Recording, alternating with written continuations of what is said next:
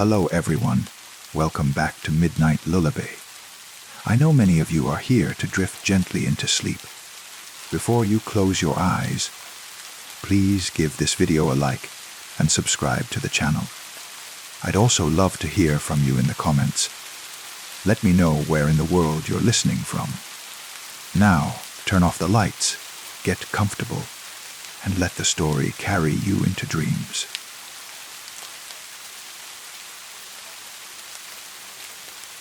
I found the cassette tape at an estate sale on a Sunday morning in March, tucked inside a shoebox of old electronics. Adapters for devices that no longer existed, tangled headphones, a calculator from 1987. The tape was unmarked except for a date written in faded blue ink, 11/13 1994. The seller, a woman in her 70s with tired eyes, noticed me examining it. "Everything in that box is 50 cents, she said. It was my brother's. He was very particular about keeping things. Was? I asked. He passed 6 years ago. Heart attack, they said. He was only 49. She looked at the shoebox with an expression I couldn't quite read. I should have gone through his things sooner, but I couldn't bring myself to. Some of it's probably garbage, but maybe someone can use it. I bought the whole box for $5. I told myself it was for the vintage calculator, which might be worth something to a collector. But really, it was the tape. Something about it pulled at me. The careful handwriting, the specific date, the way it had been stored separately from other cassettes in the house. I should mention that I'm a sound designer. I work in film mostly, creating ambient noise, manipulating dialogue, building audio landscapes. I have a studio in my apartment filled with equipment, including several functioning cassette players, because sometimes clients want that authentic analog warmth. That evening, I threaded the tape into my best deck, connected it to my computer for recording, and pressed play. Static at first, then a voice. Male, middle-aged, nervous. The audio quality was poor. Recorded on a cheap answering machine, probably. "Hi. You've reached David's line. I can't come to the phone right now, but if you leave your name and number, I'll get back to you as soon as possible." A beep. Then another voice, also male, but distorted somehow. Not mechanically. More like the person speaking had something wrong with their throat, or was speaking through water. David Chen, November 3rd, 5:37 p.m., the bridge on Morrison Street. The support cable fails. You try to help. 31 minutes. Click. I sat back frowning. It sounded like a threat, or a very specific warning, but the date was from 1994. Almost 30 years ago. Whatever had or hadn't happened was long over. I played it again, this time running it through my audio software to analyze the frequencies. The distorted voice showed unusual patterns, harmonics that didn't match normal human speech, and a low frequency drone underneath that I couldn't quite isolate. The next message was similar. A beep, then the distorted voice. David Chen. November 10th, 2:42 a.m., your kitchen. The gas line leaks while you sleep. You wake at the smell. 14 minutes. Click. And another, David Chen, November 18th, 10:03 p.m., the parking garage. Level 3. The man with the gun wants your wallet. You run. 22 minutes. My skin prickled. These weren't just threats, they were predictions. Specific scenarios with specific times. And that number at the end of each. Minutes until what? Until David died. Until the danger passed. I looked up David Chen. Found an obituary from January 2018. He died of a heart attack at 49, just like his sister said. No mention of bridges collapsing or gas leaks or armed robberies.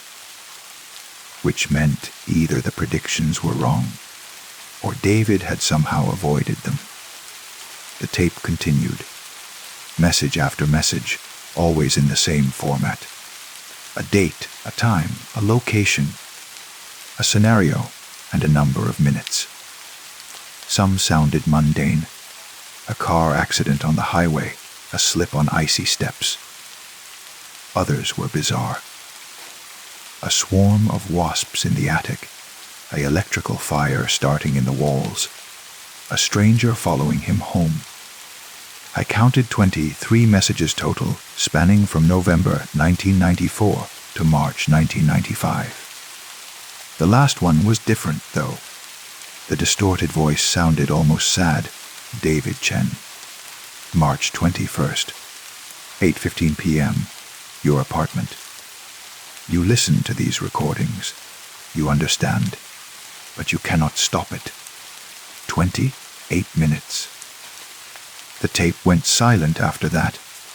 Just the soft hiss of blank magnetic strip. I checked the date. March 21st, 1995. But what had happened? The obituary said David died in 2018, more than 20 years later. Had this final prediction failed? Had David stopped listening? Over the next few days, I became obsessed with the tape. I ran every technical analysis I could think of. The distorted voice wasn't artificially generated. There was too much organic variation. But it also wasn't quite human. The frequency patterns suggested multiple voices speaking simultaneously, somehow overlapped and compressed. I tried to find more information about David Chen. Social media didn't exist in 1994, but I found some old newspaper archives. A brief mention in November 1994. A pedestrian bridge on Morrison Street had collapsed during construction. 3 people died. No mention of David. A police report from that same November. A gas explosion in an apartment building. 4 units destroyed. David's address wasn't among them. A report from December. An armed robbery in a parking garage. 1 person shot. Not David. He'd avoided them all. Every single prediction, he'd somehow escaped. But how? Had he simply stayed away from those places at those times? Had the warnings been specific enough? I needed to know more.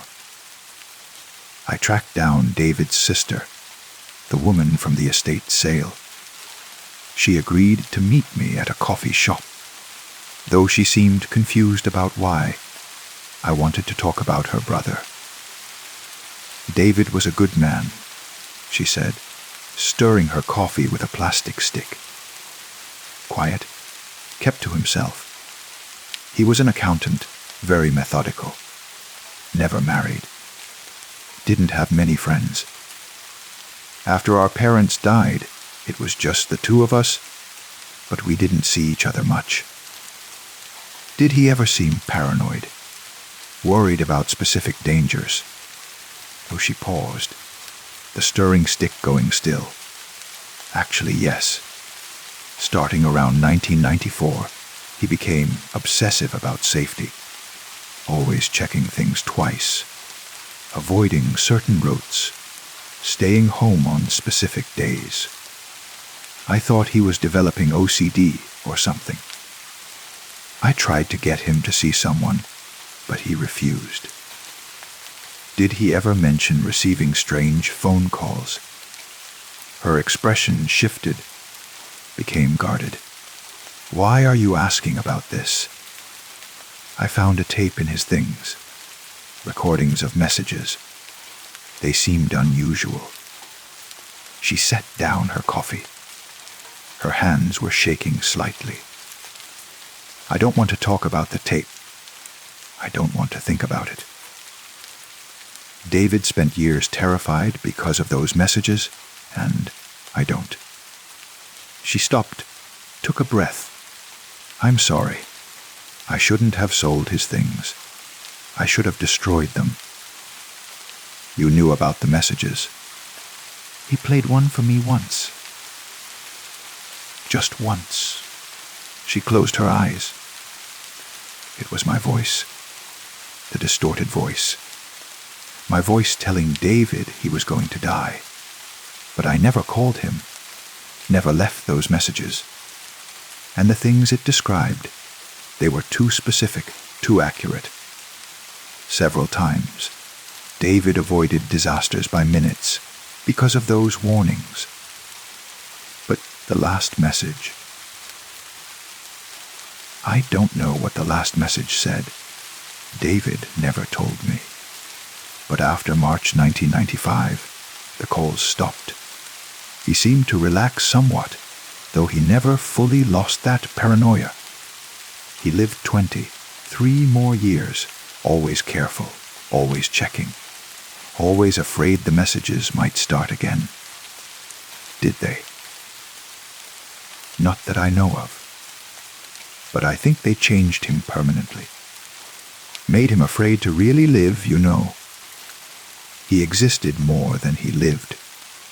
And when he died, her voice broke. The doctor said it was a heart attack, natural causes. But I think he wore his heart out from decades of fear. I left the coffee shop feeling hollowed out. David had survived all the predictions, but they'd killed him anyway, slowly over years. That night, I did something stupid. I played the tape again, but this time I recorded myself asking questions between the messages. Who are you? Why did you call David? Where do the predictions come from? I didn't expect answers. It was an old recording, after all. Whatever entity or person had left these messages was interacting with David in 1994, not with me now. But the next morning my phone rang. I didn't recognize the number. Answered anyway, my voice rough with sleep. Hello, a static. Then that distorted voice, unmistakable even through digital compression. You should not have listened. You should not have asked. Now you hear to. The line went dead. I told myself it was a prank. Someone had heard about the tape somehow, was messing with me. It couldn't be real. My phone rang again that evening. Same unknown number. I let it go to voicemail. The message it left, tomorrow, 3:15 p.m. The subway platform at 5th Street. The man in the blue jacket pushes forward as the train arrives. You fall to the tracks. 19 minutes. I felt cold spread through my limbs. This was exactly like David's messages. Specific time, location, scenario duration. I could ignore it, could dismiss it as an elaborate hoax. But what if it wasn't? The next day, I avoided the subway entirely. Worked from home. Ordered food delivery, stayed inside. At 3:15 p.m., I watched the clock and imagined what might have happened. A crowded platform. The rush of displaced air as the train approached. A shove from behind. Falling.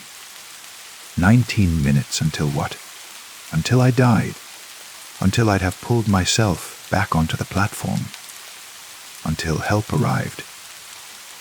I didn't know, and I never would, because I hadn't been there.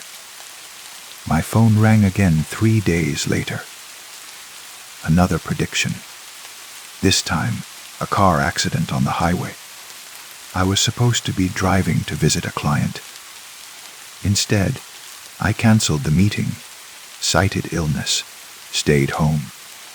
The predictions came every few days, always in that distorted voice, always specific, always ending with a number of minutes. I tried everything. Changed my phone number. The calls followed. Blocked the unknown number. They came through anyway. Turned off my phone entirely. I'd find voicemails waiting when I turned it back on. Time-stamped for when the calls had tried to come through.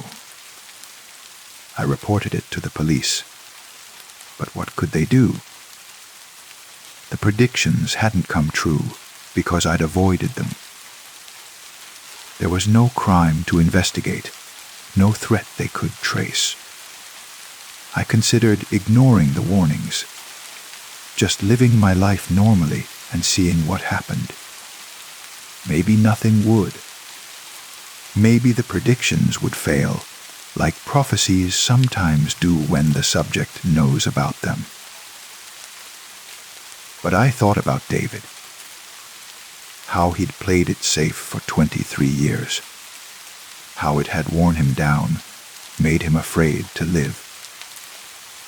And I thought about how he'd died anyway, not from any predicted disaster, but from the slow accumulation of fear. I couldn't do that. Wouldn't, so I started testing the predictions. The next call warned me about a fire in my apartment building, supposed to start in the unit below mine at 2017 a.m. I should smell smoke, investigate, have 8 minutes to evacuate. I stayed awake that night waiting. At 217, my smoke detector went off. I opened my door and smelled it immediately. Smoke, acrid and thick, coming from downstairs. I evacuated the building, called 911. The fire department arrived, put out the blaze. The apartment below mine. The tenant had fallen asleep with a cigarette. The fire had just started when my detector went off. 8 minutes. That's how long the fire marshal said it would have taken to spread to my unit if no one had responded. The prediction had been accurate. I tried again with the next warning. This one was about a mugging. Someone would try to rob me outside a grocery store at night. I went there anyway, at the predicted time, but I stayed alert. Sure enough, a man approached, demanding my wallet. I gave it to him immediately. He ran off. The whole encounter lasted maybe 2 minutes, 11 minutes. That's what the prediction had said. I checked later. The mugger was caught 11 minutes after the robbery, trying to rob someone else a few blocks away. The predictions weren't about danger I could avoid. They were about moments where I'd make a choice, where I'd be faced with a decision that had timing implications.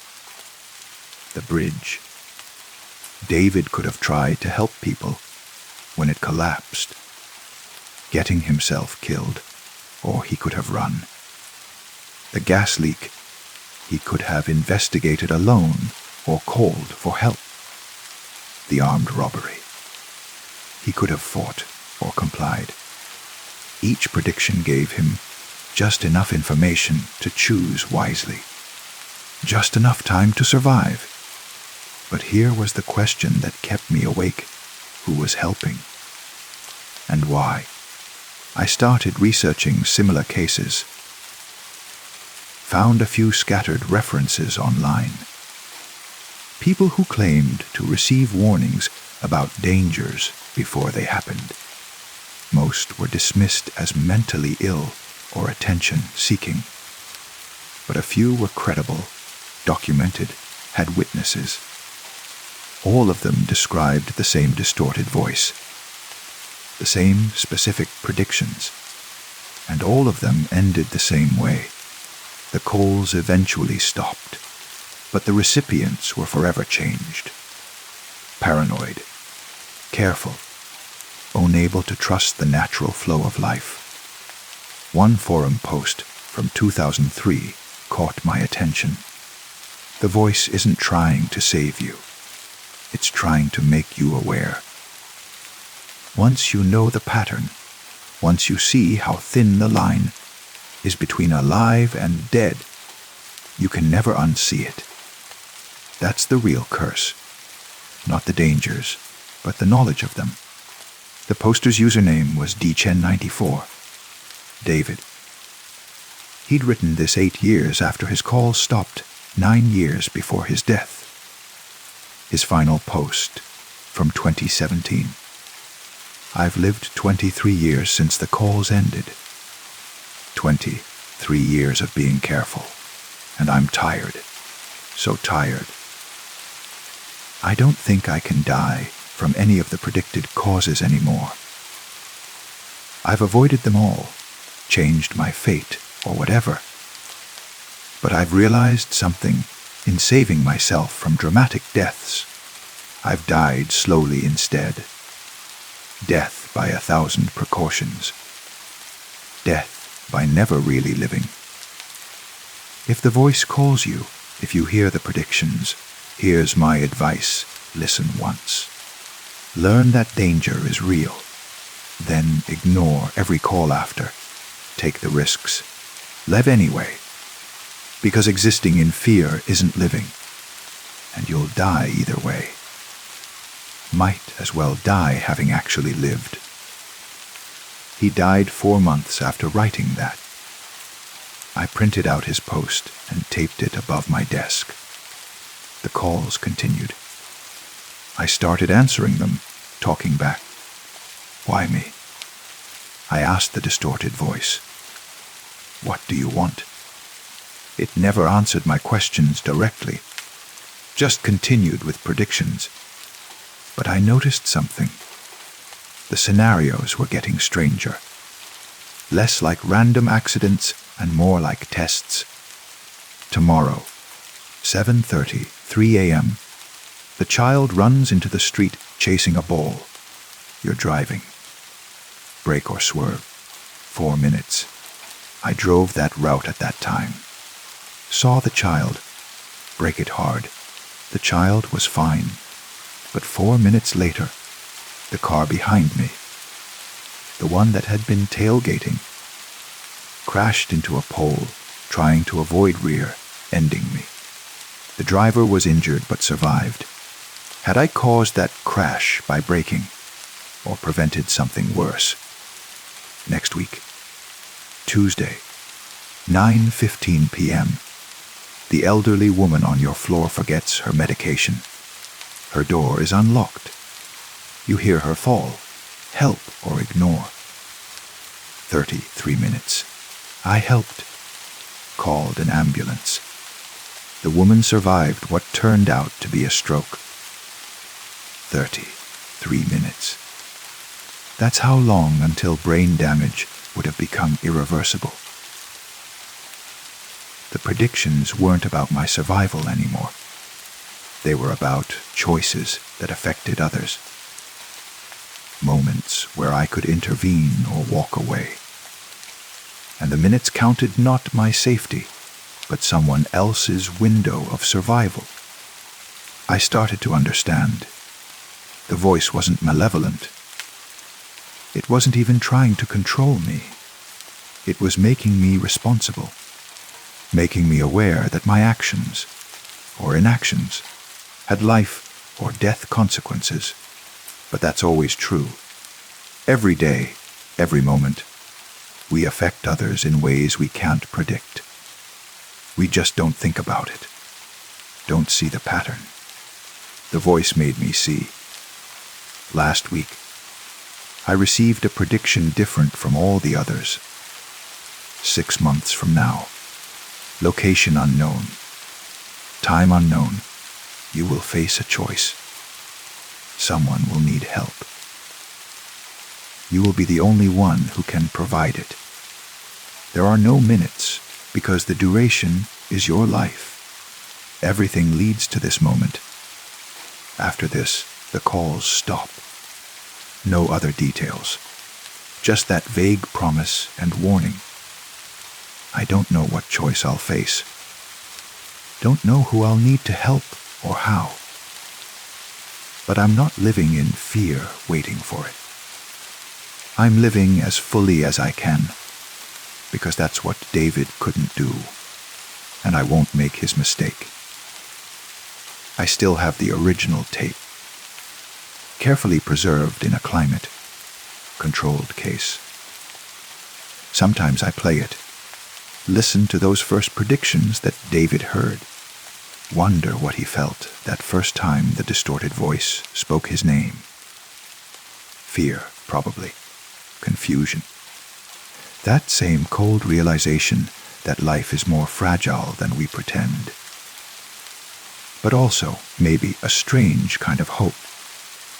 Because if dangers can be predicted, they can be avoided. If fate can send warnings, maybe it's not as fixed as we think. The calls have slowed recently. I haven't received a prediction in 2 weeks. Maybe I'm approaching that final choice. Maybe after I make it, I'll be free, like the voice promised. Or maybe I'll spend the rest of my life waiting, like David did. Always alert, always watching, always aware that the line between living and dying is thinner than a breath. I've thought about destroying the tape, erasing it, burning it, making sure no one else can find it, and start this cycle again. But I keep it, because I think someone else might need it someday. Not the predictions. Those are specific to the person who receives them. But the proof. The evidence that the voice is real. That the predictions come true. That we're all walking closer to the edge than we want to believe. And maybe, just maybe, someone will learn from it what David couldn't. That knowing about danger is different from living in fear of it. That awareness should make us more alive, not less. Tonight, my phone sits silent on my desk. No calls, no predictions. Just the ordinary quiet of an evening winding down. Outside my window, the city breathes and moves. Thousands of people going about their lives, unaware of how close they always are to disaster. How many choices they make each day that mean life or death, even if they never know it. I envy them sometimes. Their ignorance. Their ability to live without seeing the pattern. But I wouldn't go back. Wouldn't unhear the voice or unlearn what it's taught me. Because David was right about one thing. I've seen how thin the line is between alive and dead, and wrong about another. That knowledge doesn't have to mean fear. It can mean awareness, presence, a deeper understanding of how precious each ordinary moment is. My phone rings. I look at it, see the unknown number, feel my pulse spike. But I answer, "Hello." The distorted voice, but quieter now, almost gentle. "Tomorrow, 3:40, 2 p.m. The moment approaches. Be ready. Be present. Choose wisely. Click. I sit in the silence after, my heart pounding, my mind racing through possibilities. What choice? What moment? But then I realize it doesn't matter. Whatever comes, I'll face it. Help who needs helping. Do what needs doing. And then, maybe, the calls will stop. Or maybe they won't. And I'll spend my life receiving predictions, making choices, walking the line between intervention and fate. Either way, I'm alive, aware, present. And that, I think, is the point. The tape recorder on my desk catches my eye. On impulse, I press record and speak into it. My name is Sarah Mitchell. Today's date is September 30th, 2025. If you're listening to this, you've probably started receiving the calls, the predictions, the warnings. I want you to know they're real. The voice is real. The dangers are real. But so is choice. So is free will. So is the possibility that knowing about danger can make you more alive, not less. Don't be like David. Don't spend your life in fear. Listen, learn, then live anyway. The voice is trying to teach you something. Not to avoid death. That's impossible. But to understand life. To see how fragile and precious it is. To realize that every moment, every choice, every ordinary day is balanced on the edge of something profound. Once you learn that lesson, the calls will stop. Or maybe they won't. But you'll be ready either way. I stop the recording, eject the tape, label it with today's date. Store it beside David's tape in the climate, controlled case. Maybe someone will find them someday. Maybe they'll help.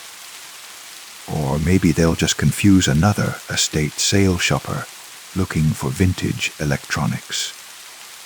Either way, I've done what I can. Tomorrow, at 3:42 p.m., I'll face the choice the voice predicted. I'll help who needs helping.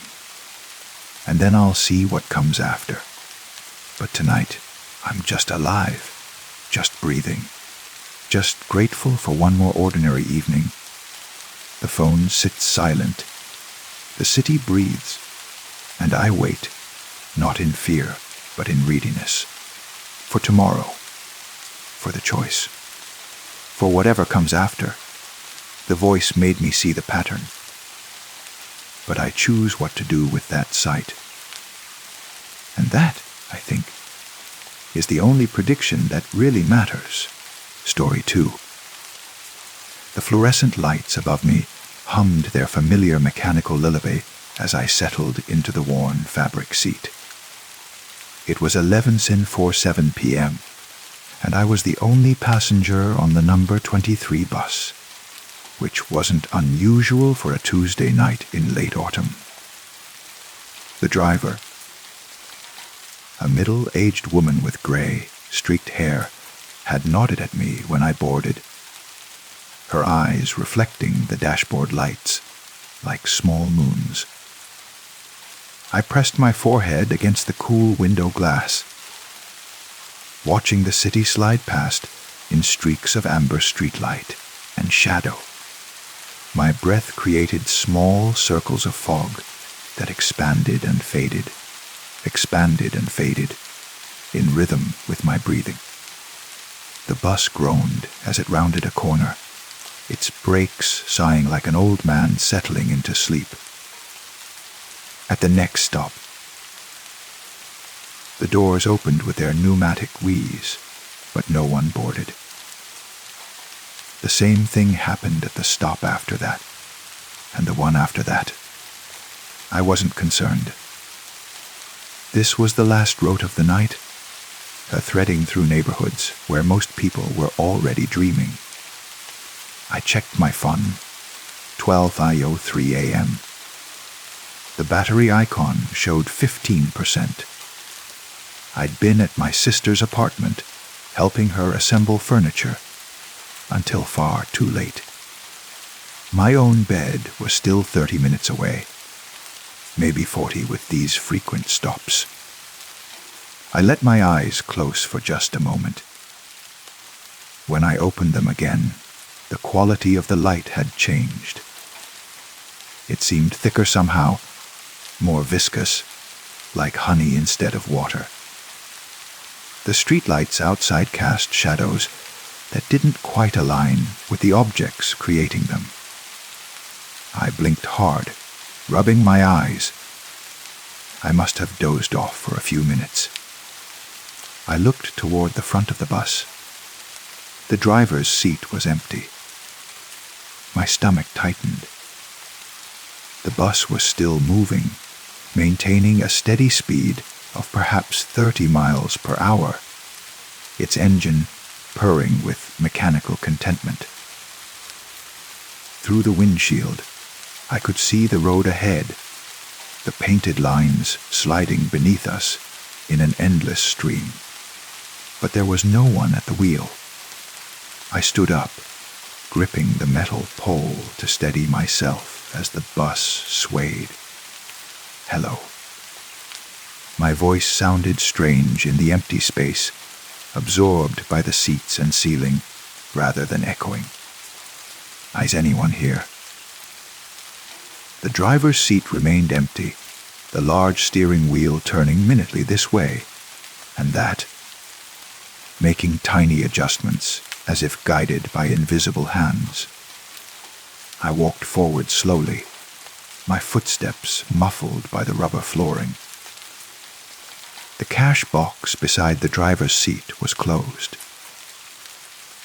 The mirror above the windshield, which should have reflected the driver's face, showed only the empty seats behind me, stretching back in rows like quiet witnesses. I reached for the yellow strip that would signal a stop, pressing it firmly. The usual chime didn't sound. I pressed it again, harder. Nothing.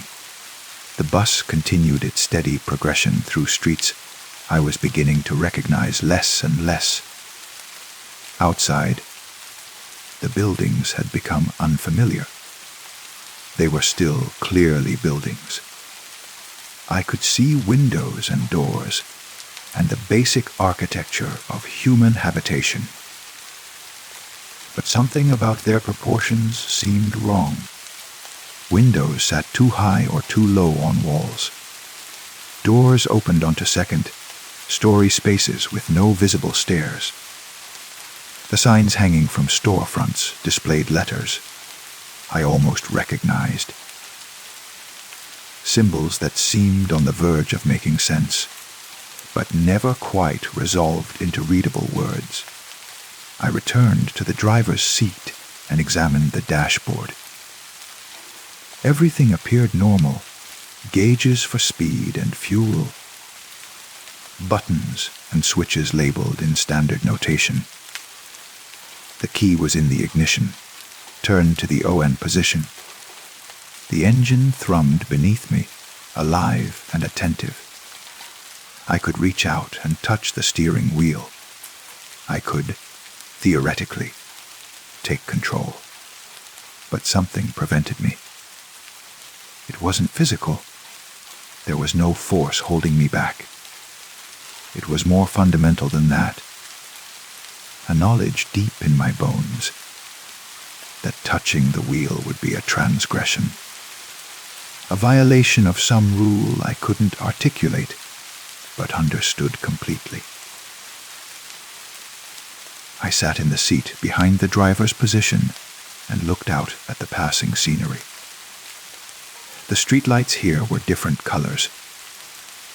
Not the warm amber I was accustomed to, but shades of blue and green and violet that painted everything in unfamiliar hues.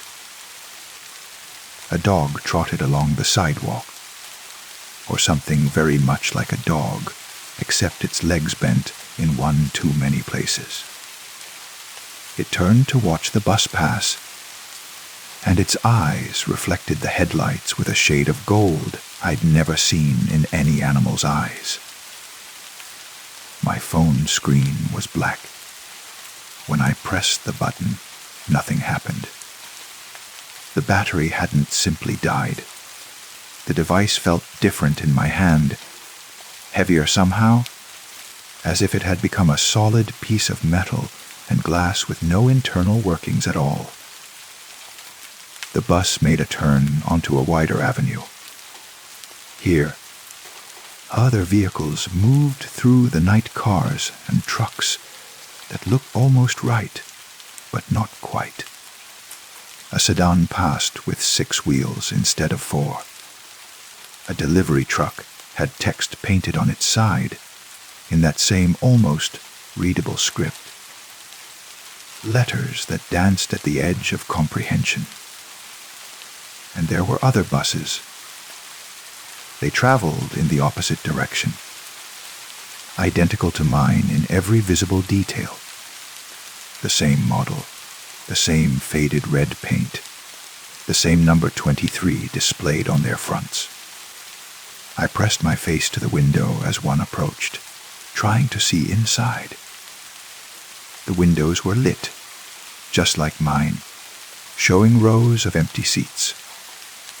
But in the driver's position, I glimpsed something, a figure, perhaps, or the suggestion of a figure. There and not there, like an afterimage burned into my vision. The other bus passed, and I turned to watch it recede.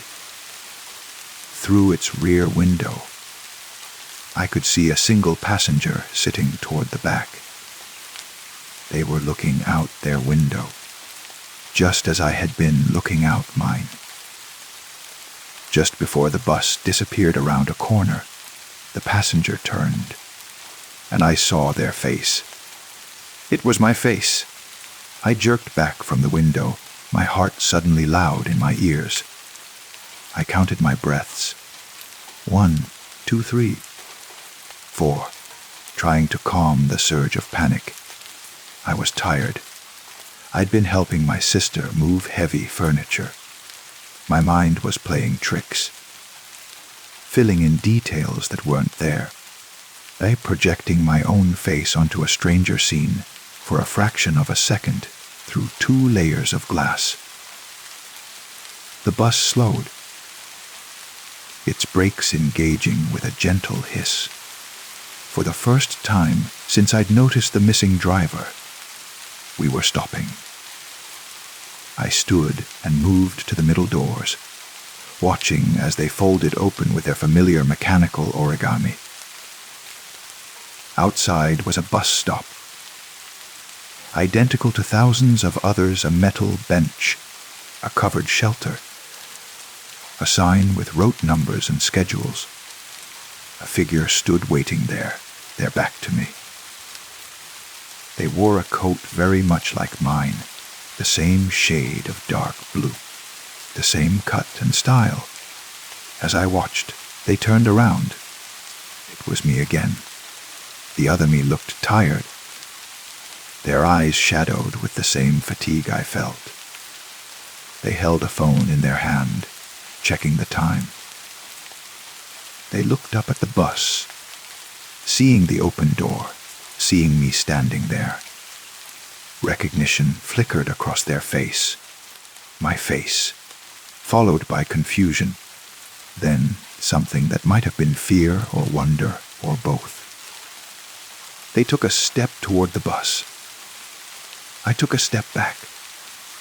The doors remained open, waiting. The engine idled patiently.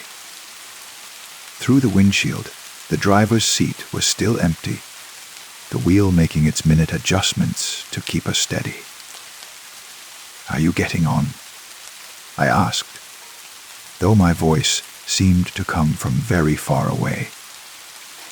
The other me tilted their head, studying me with an expression I knew well, because I'd seen it in mirrors my entire life. The look I got when trying to solve a puzzle or understand something that didn't quite make sense. "I'm already on," they said, their voice identical to mine. I'd been on for hours. The driver disappeared somewhere around midnight, and the bus just kept going.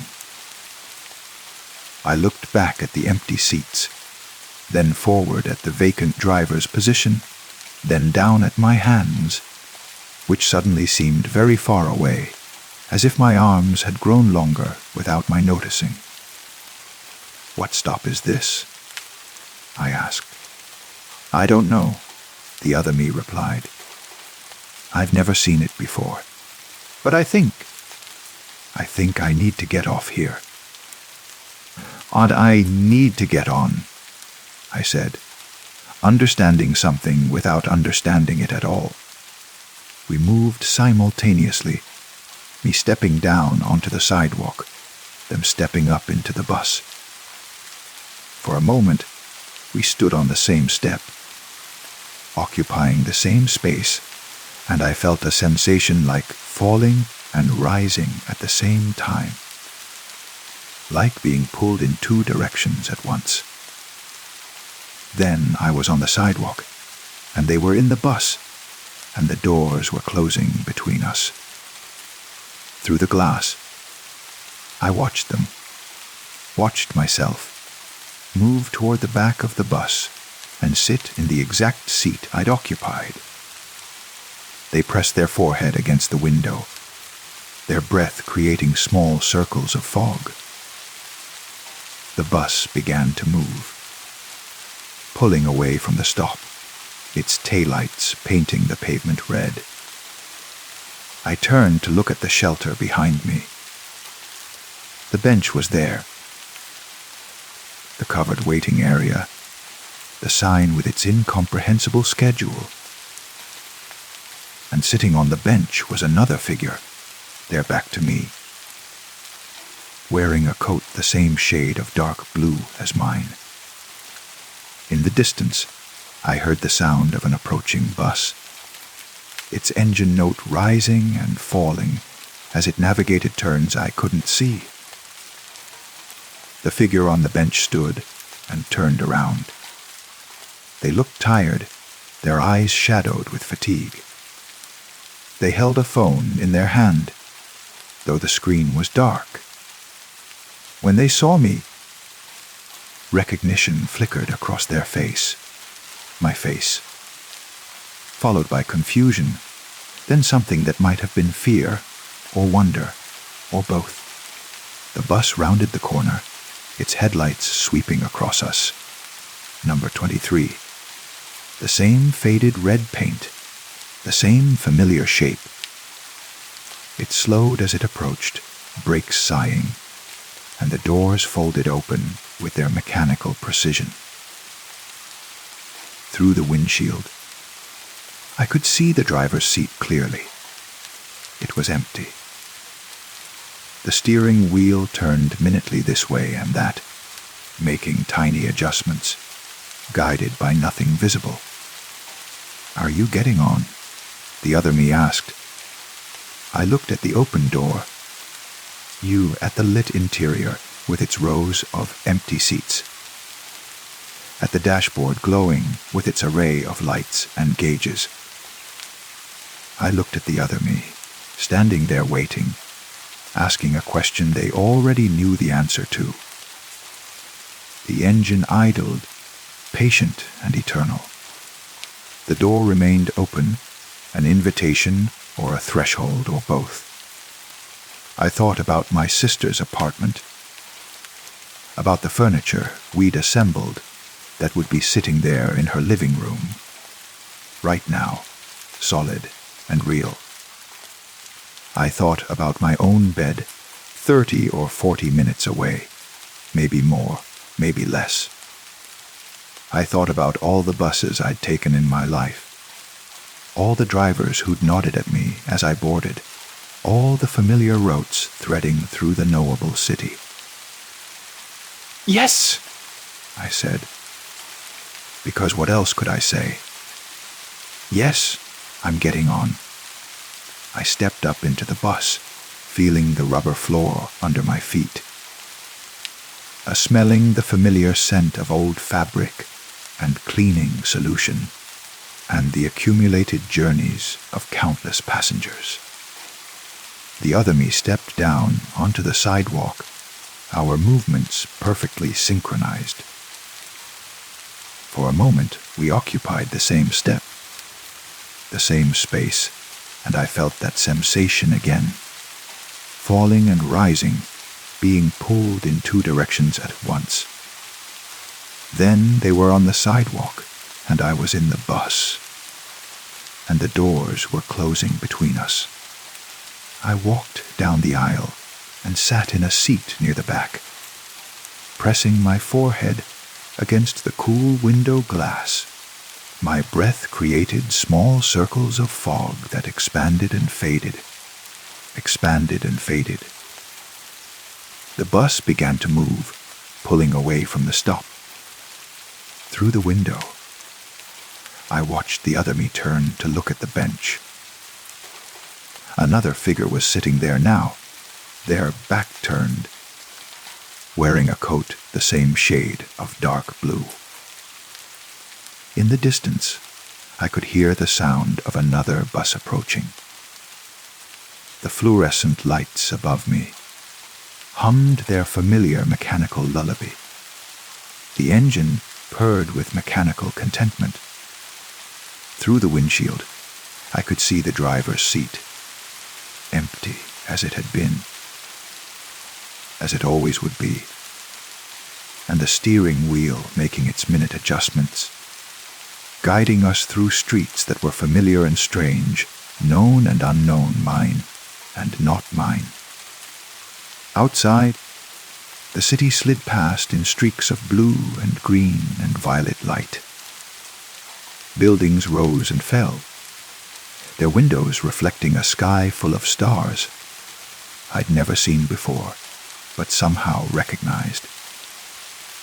Other buses passed in the opposite direction, their interiors lit, their drivers' seats empty, their single passengers pressing foreheads against windows, creating small circles of fog that expanded and faded, expanded and faded. I closed my eyes just for a moment, listening to the hum of the lights and the purr of the engine and the whisper of wheels on pavement. When I opened them again, the quality of the light would be different. It would be thicker somehow, more viscous, like honey instead of water.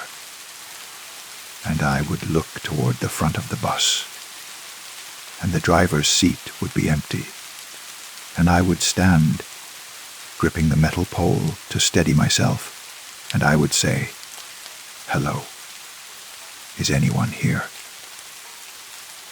And the bus would continue its steady progression, maintaining its speed, making its turns, stopping at its stops.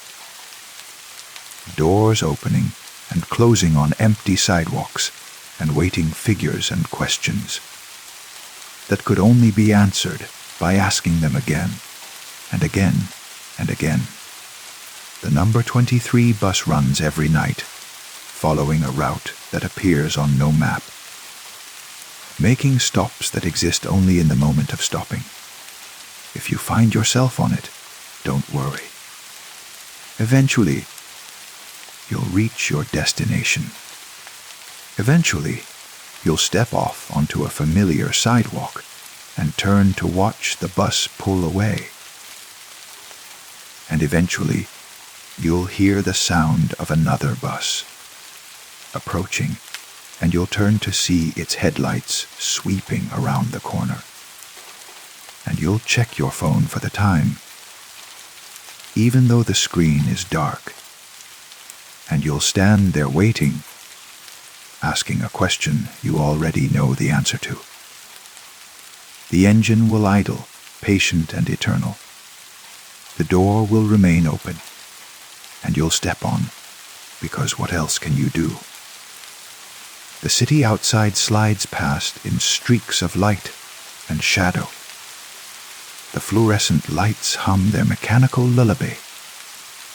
The driver's seat remains empty, and the wheel turns, and the bus moves forward into the endless night, carrying its single passenger toward destinations that exist only in the spaces between arriving and departing, and between sleeping and waking, between one breath and the next. I press my forehead against the cool glass. My breath creates small circles of fog. They expand and fade, expand and fade, expand and fade. Story 3. I took the night shift at Mercy General because I needed the money, and because I convinced myself I didn't believe in ghosts. The pay differential was substantial, 40% more than day shifts, and the work was supposedly easier. Fewer patients, less chaos, more time to catch up on charting. Just avoid the 4th floor West Wing, Jerry told me during my orientation, his coffee cup pausing halfway to his lips. He was the charge nurse, 20 years on night shift, with the kind of exhausted eyes that suggested he'd seen things he couldn't quite forget. What's wrong with it?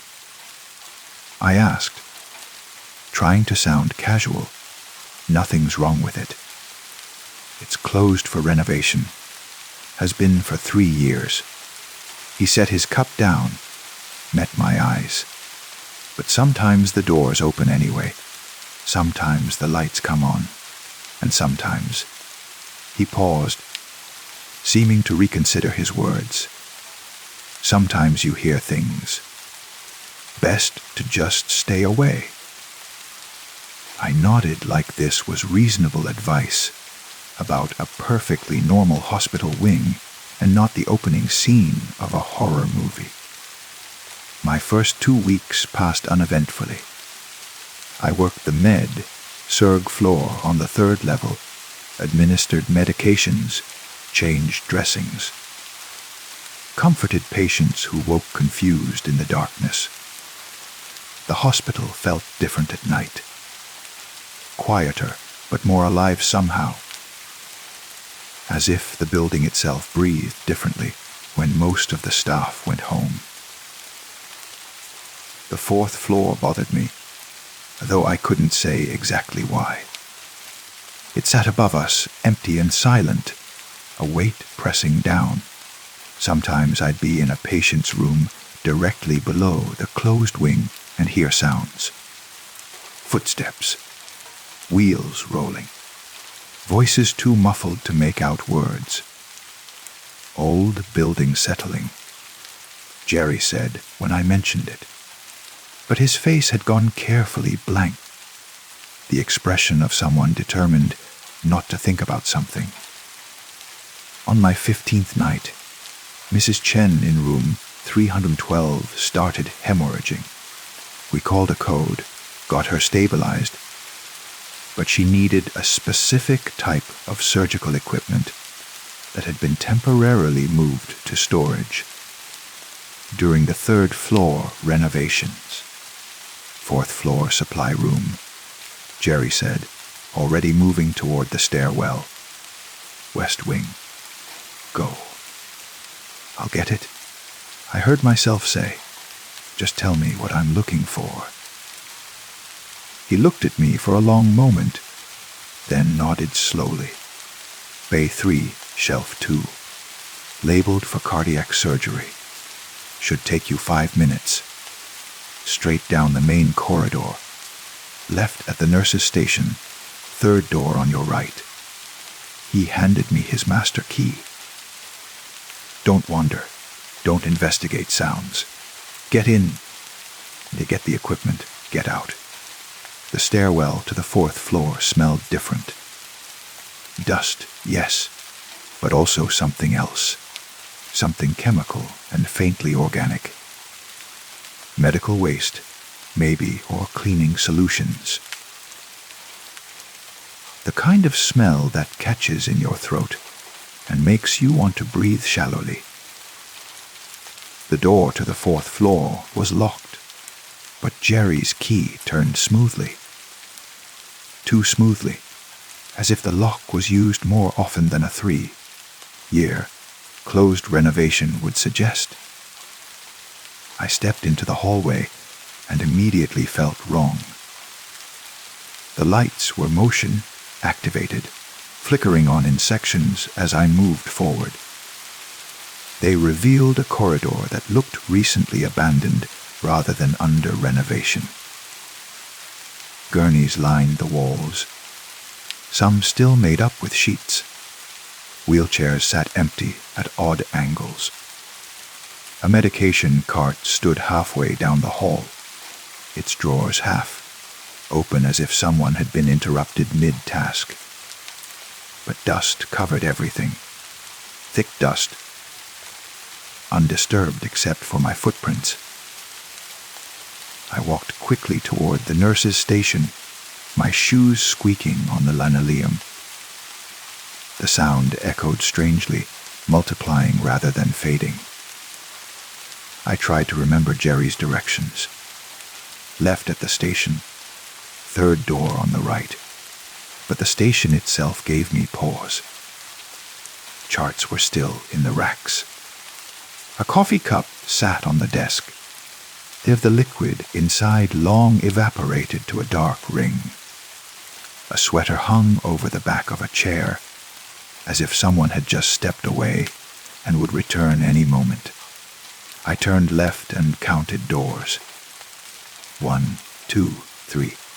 The supply room. The door was already open. I stood in the doorway for a long moment, my hand on the frame, my breath loud in my ears.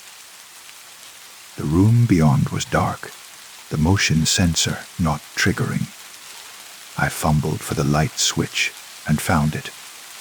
But when I flipped it, nothing happened. My phone flashlight would have to do. I pulled it out. The small beam cutting through darkness that felt almost solid. Shelves lined the walls, stocked with equipment in plastic wrap. Bay 3 was at the back. I walked carefully, my light revealing boxes and bags and instruments I couldn't name. The cardiac equipment was exactly where Jerry said it would be, labeled and ready. I grabbed it, tucked it under my arm, and turned to leave. That's when I noticed the door at the back of the supply room. It hadn't been visible from the entrance. A trick of perspective or shadow. But now my flashlight beam caught it clearly. A heavy door with a small window of reinforced glass. The kind of door that suggested containment. Isolation. I should have left. Should have taken the equipment and run back downstairs. But something drew me forward.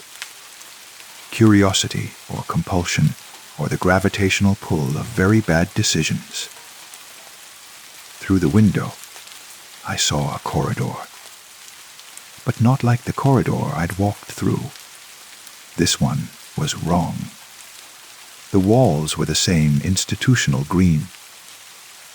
The floor the same scuffed linoleum.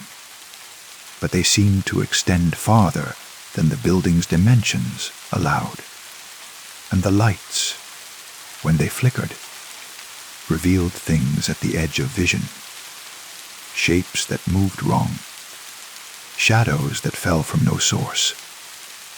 I put my hand on the door handle, feeling it cold against my palm. I wouldn't, a voice said behind me. I spun, my phone light catching a figure in the doorway. For a terrible moment, I thought it was one of the shapes from the corridor beyond the door, somehow gotten behind me. But no, it was a woman in scrubs, faded and dust-covered. Her badge read Hutchins, RN. You're real, I said stupidly. Debatable, she replied, stepping into the supply room.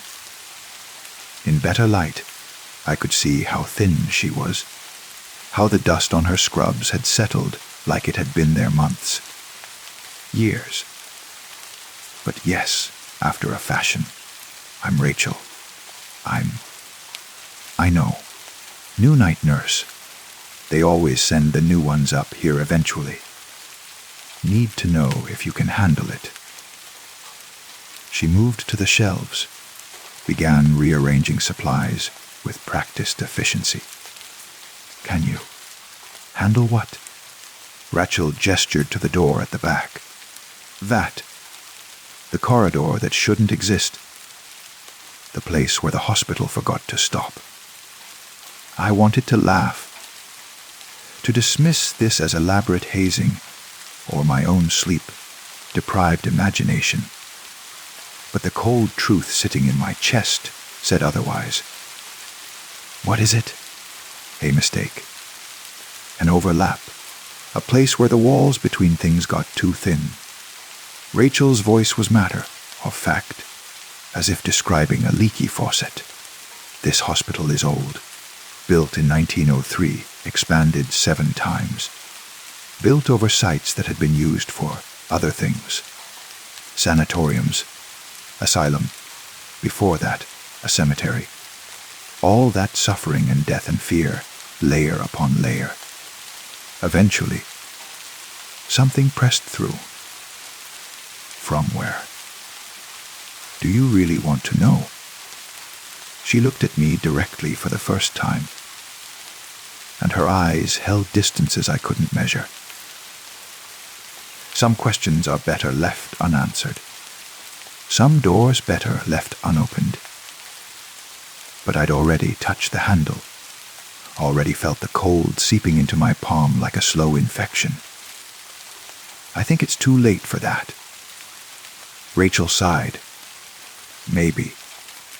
The corridor calls to people sometimes. Shows itself to certain individuals. I don't know why. I don't know what it wants, if it wants anything. But I know what happens to people who walk down it. What happens? Most come back, eventually. But they're changed. They've seen something they can't unsee, learned something they can't unlearn. They quit within a week, usually. Leave medicine entirely. Can't stand to be in hospitals anymore. She paused. Some don't come back at all. We find them, eventually. Standing in the corridor, facing the wall, unresponsive. We bring them back to regular wings, but they never wake up. Not really. Their bodies function, but whatever makes them themselves is gone. Walking through somewhere we can't follow. I pulled my hand away from the door, like it had burned me. Why are you telling me this?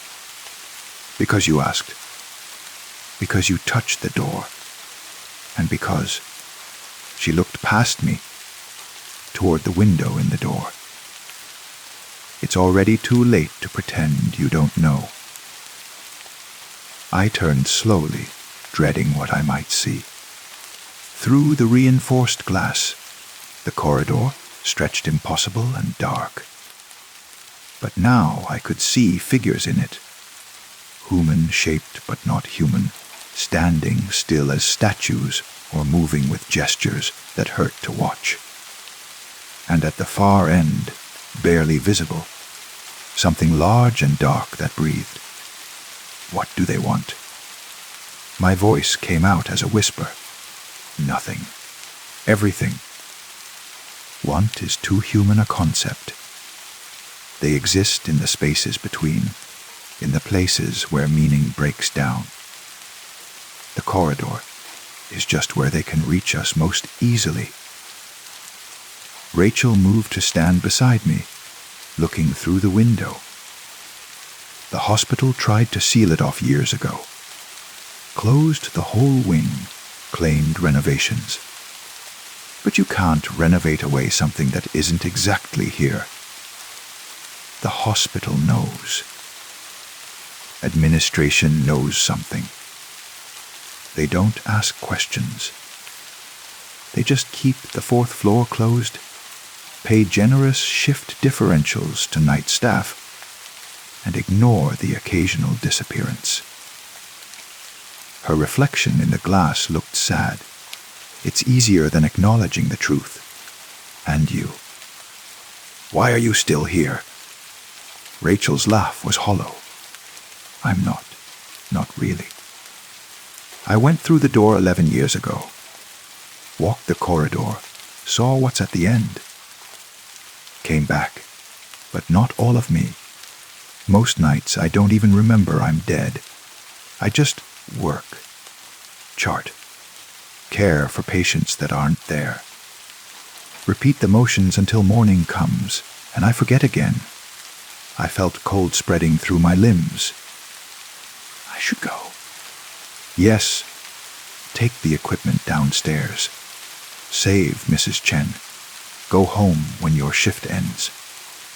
Maybe request a transfer to another floor, another hospital. Forget about tonight. Can I? Forget? Probably not. But you can try. Most do.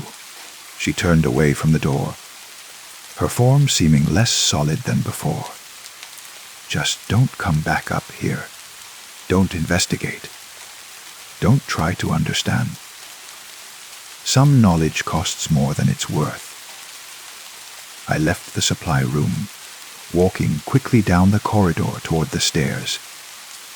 Behind me, I heard Rachel humming something, a song I almost recognized but couldn't name. The lights flickered as I passed, and in the moments of darkness, I saw things standing in the doorways of patient rooms, watching, waiting.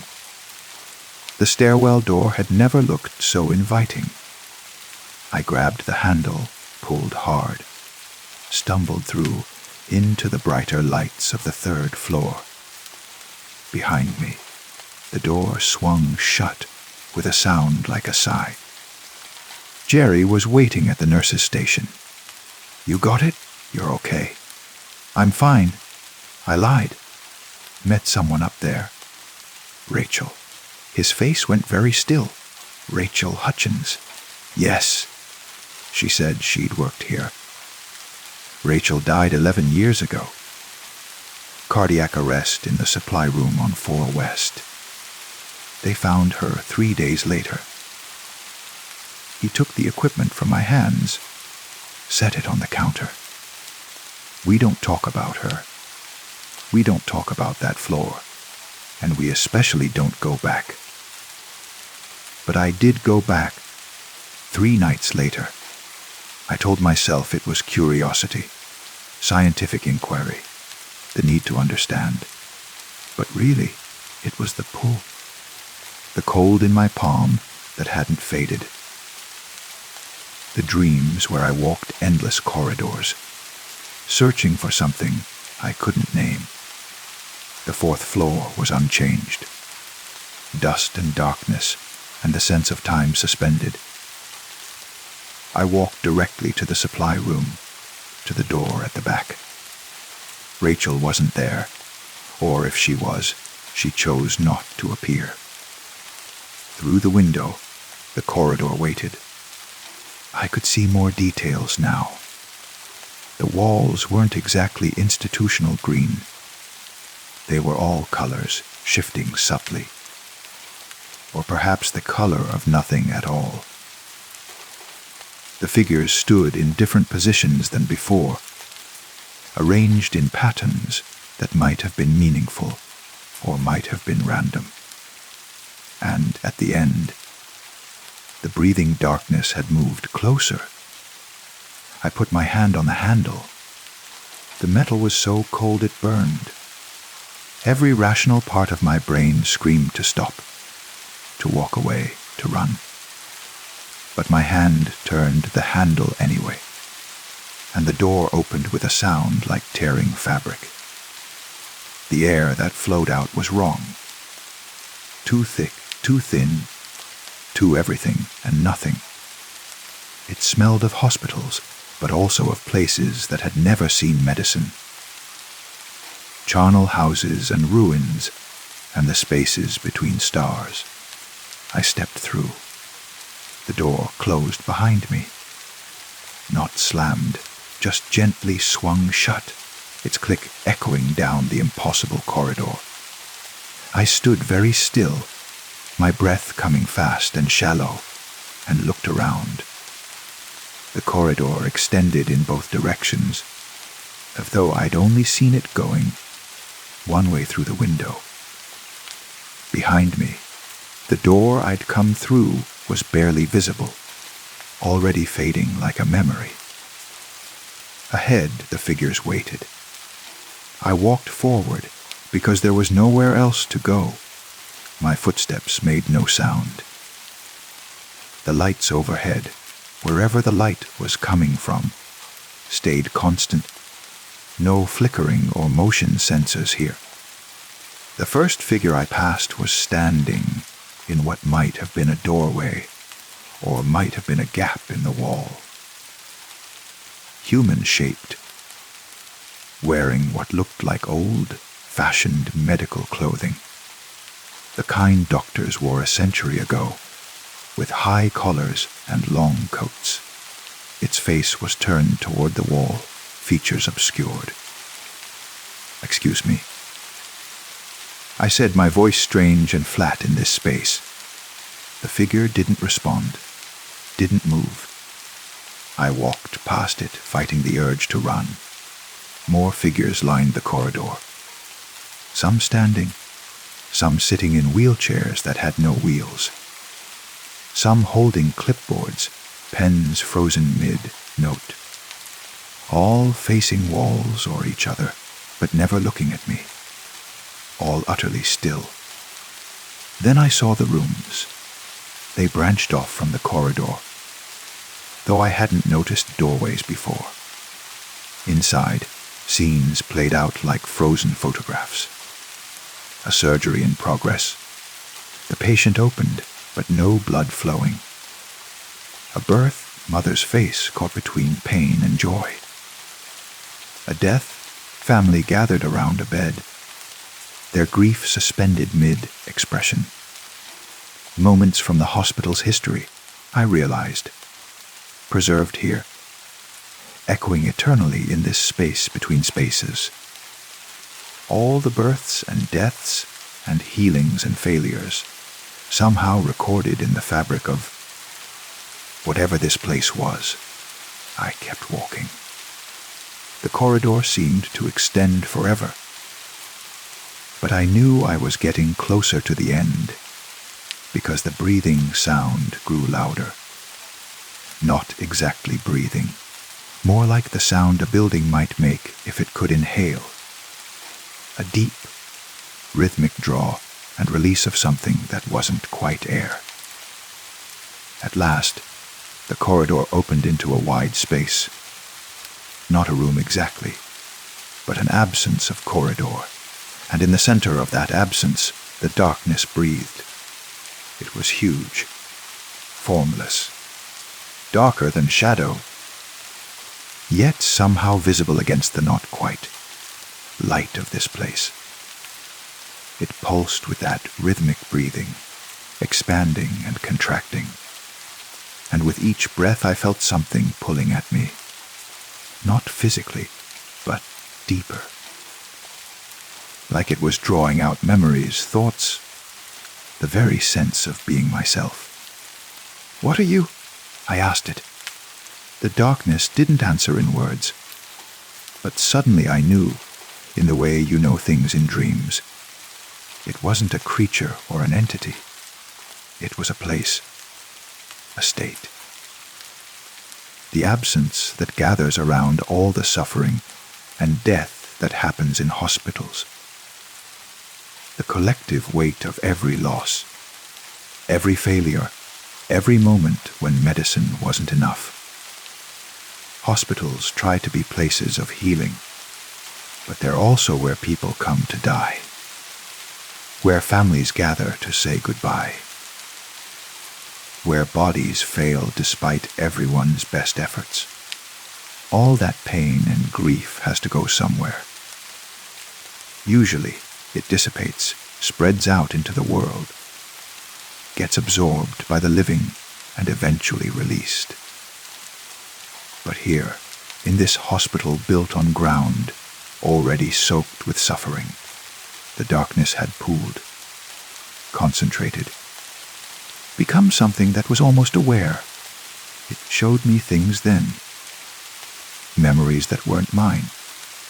A doctor in 1918, watching his patients die of influenza while he could do nothing. A nurse in 1945, coming back from the war, unable to sleep without seeing the field hospitals. A janitor in 1967, finding a baby abandoned in the bathroom, already gone cold. A surgeon in 1989, hands shaking through her 20th failed resuscitation. All the accumulated grief of everyone who'd ever worked here. Tried their best and failed anyway. It lived in this darkness, swirling together, and sometimes it leaked back through, infected the living, made them remember failures that weren't theirs, carry griefs that belonged to the dead. Rachel, I said, understanding. She'd been a good nurse. Exceptional, probably, but she'd lost patience as every nurse does, and one night, overwhelmed by the weight of all those losses, she'd found the corridor, walked to the darkness, let it show her every death, every failure, every moment of helplessness, and it had been too much. Her heart had stopped, right there in the supply room, trying to carry more grief than any human was meant to hold. The darkness breathed, waiting. Not malevolent, exactly. Just present. Just existing, like a wound that wouldn't heal. I could feel it offering. Offering to show me more. To let me understand completely. To share the full weight of every death that had ever happened in these walls. I understood the temptation, the desire to know, to comprehend, to bear witness to all that suffering so it wouldn't be meaningless. But I also understood the cost. No, I said quietly. Thank you, but no. The darkness paused in its breathing. For a moment, I thought it might not let me refuse. Might pull me in anyway, add me to the collection of frozen figures in the corridor. But then it exhaled, a long, slow release, and I felt myself moving backward, not walking, just moving, the corridor reversing around me. The figures blurred past. The doorways with their frozen scenes flickered by, and then I was at the supply room door. It opened easily from this side. I stepped through, and Rachel was there, more solid than before. She looked at me with something like approval. You came back, she said. I did, but you didn't stay. Knew. She nodded slowly. Smart. Smarter than me. I thought I had to understand. Had to see all of it, accept all of it. But some things aren't meant to be understood. Some darkness is too heavy to carry. What happens now? I asked. You leave. Work your shifts on other floors. Maybe transfer eventually. The pull will fade. You didn't go far enough in for it to mark you permanently. She smiled sadly. And maybe you remember that healing isn't about preventing all death. It's about being present for the living. About trying, even knowing you'll sometimes fail. And you, I'll stay. I'm part of it now, part of the corridor. But talking to you, it helped. Reminded me I was human once. Still am in some way that matters. She was fading, becoming translucent. Take care of them. The patients. Do better than I did. Remember that you're allowed to fail and still be good. I left the 4th floor and never went back. Transferred to the cardiac unit on 2. Then eventually to another hospital across town. I heard Mercy General finally sealed the 4th floor permanently last year. Welded the stairwell doors. Installed monitoring systems.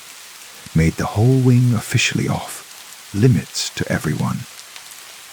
But I know it doesn't matter. The corridor isn't really in the 4th floor.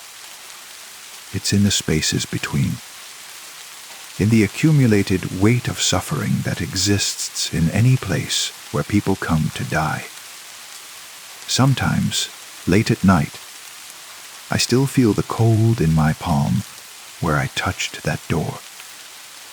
Still dream of walking endless hallways, passing frozen figures who once were healers. Still hear that breathing darkness, patient and eternal. But I also remember Rachel's advice. I'm allowed to fail and still be good. Allowed to lose patience and still be a good nurse. The darkness wants us to carry all the grief, all the failure, until we break under the weight. The trick is knowing what to carry and what to release. Last month, I lost a patient. A young woman, 26, mother of 2. We coded her for 40 minutes, tried everything, but sometimes medicine isn't enough. Her family sobbed in the hallway while I cleaned the body.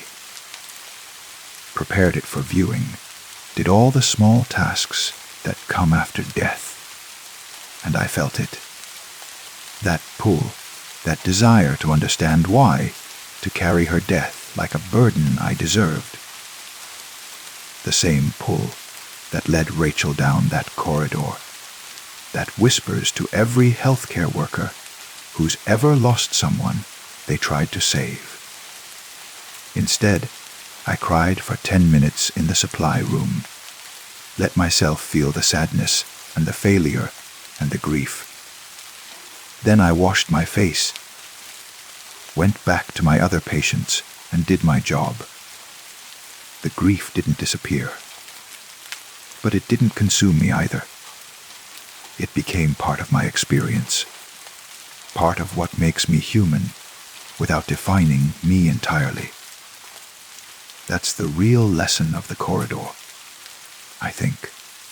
Not that we should avoid all darkness, all suffering, all knowledge of death, but that we're allowed to witness it without being destroyed by it. Allowed to care without carrying everything. Jerry retired last year.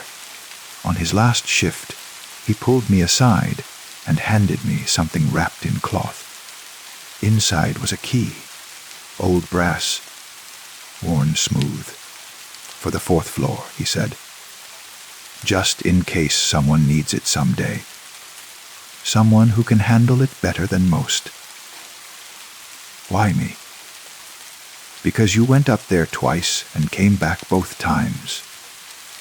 Because you saw what's behind that door and chose to walk away. That takes wisdom a lot of us don't have. He squeezed my shoulder. Keep it somewhere safe. Hope you never need to use it. The key sits in my desk drawer now, heavy with implication. I haven't been back to Mercy General since my transfer, but I know the corridor is still there. Still breathing in its darkness. Still holding all those frozen moments of suffering. And I know that someday, another nurse will find it. Will be drawn to that impossible hallway, lured by curiosity or compulsion, or the simple human need to understand. Maybe they'll be wise enough to turn back. maybe they'll become another Rachel, another ghost haunting the spaces between. Or maybe. And this is what I hope for, what keeps the key in my drawer instead of thrown away.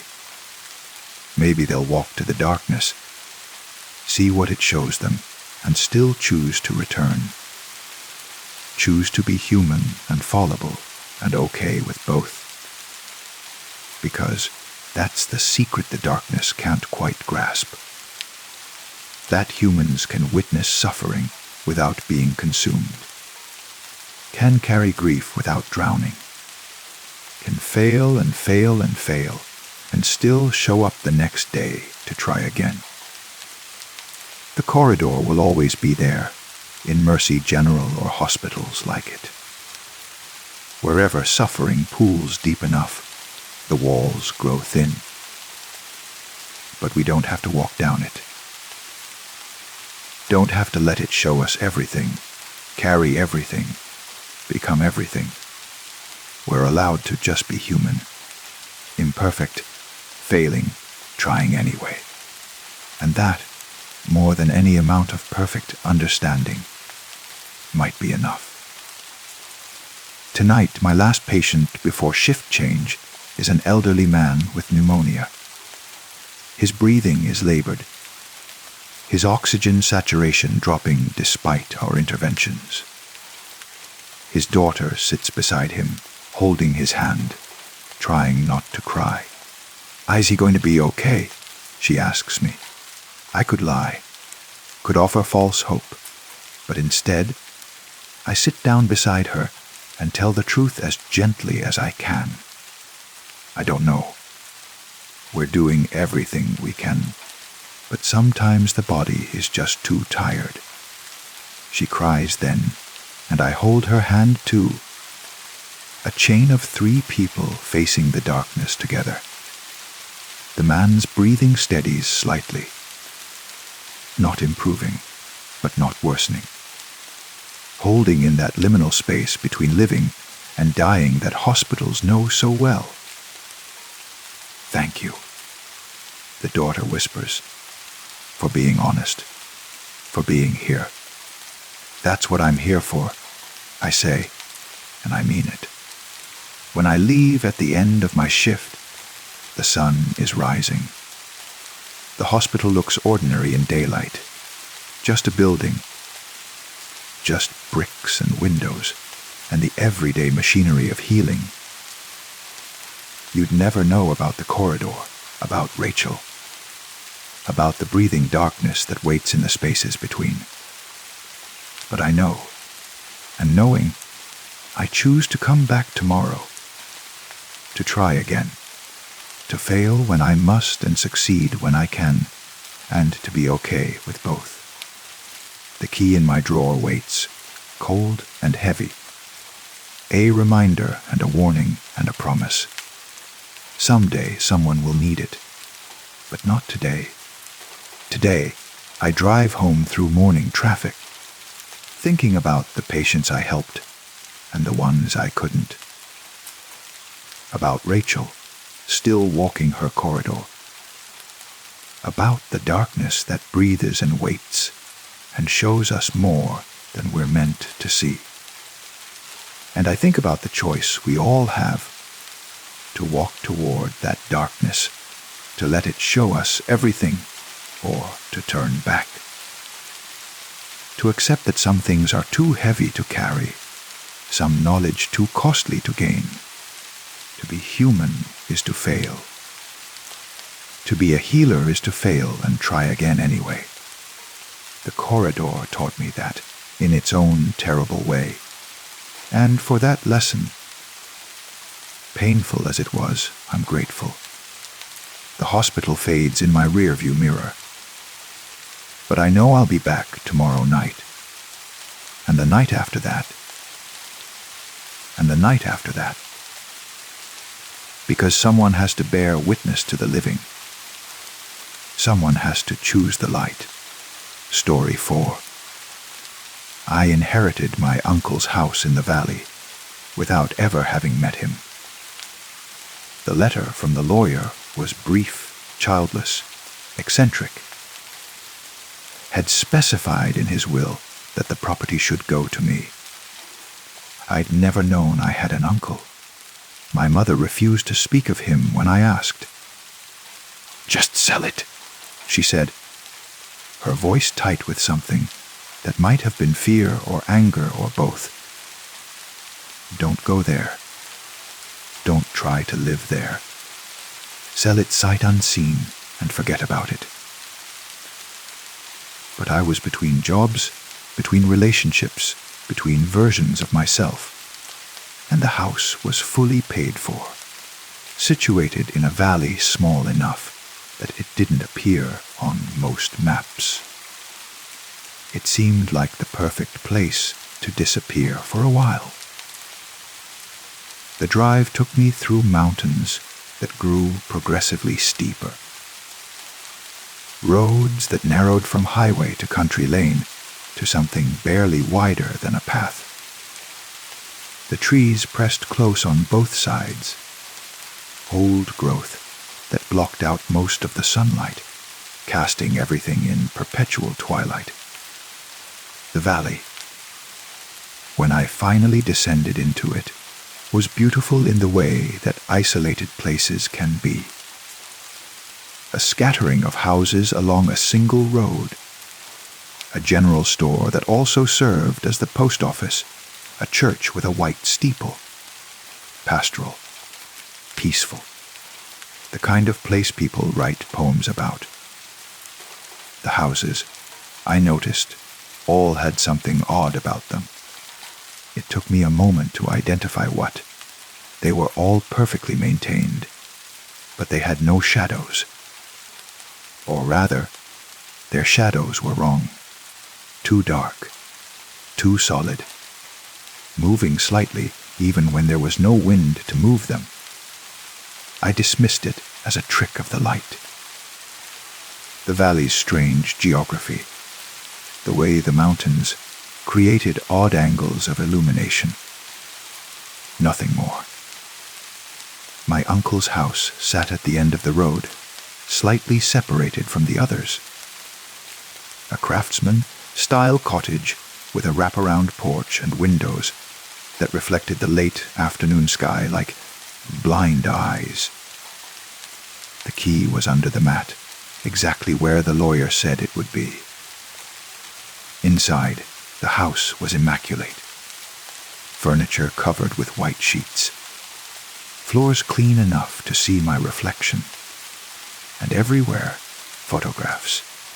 My uncle in various stages of life, always alone, always with that same uncertain expression. Not quite smiling. Not quite frowning. Like someone waiting for something to happen. I pulled the sheets off the furniture, opened windows to air out the mustiness, began to settle in. By the time evening arrived, I'd made the place feel almost welcoming. I made dinner from supplies I'd brought, watched the sun set behind the mountains, felt that peculiar satisfaction that comes from having a space that's entirely your own. That's when I noticed my shadow. It was moving wrong. Not dramatically. Not in any way that would seem impossible if you weren't paying attention. But I'd raise my hand, and my shadow would raise its hand a fraction of a second too late. I'd turn my head, and my shadow would linger before following. I stood under the kitchen light, watching my shadow on the floor. It was darker than a shadow should be. More substantial, like it was cast by something heavier than light and flesh. A knock at the door made me jump. An elderly woman stood on the porch, holding a covered dish that smelled of herbs and meat. She smiled, but it didn't reach her eyes. "Welcome to Millhaven Valley," she said. "I'm Dorothy Chen. Brought you some dinner." Figured you might not have had time to shop yet. That's very kind. We know who you are. Thomas's nephew. We've been expecting you. She handed me the dish. There's something you need to know about living here. Something important. Can I come in? I stepped aside, and she entered with the careful movements of someone conserving energy. She must have been 80, maybe older, with silver hair pulled back in a neat bun and eyes that had seen more than they wanted to. We sat in the living room. She perched on the edge of the sofa, hands folded in her lap, gathering her thoughts. Your uncle, she began.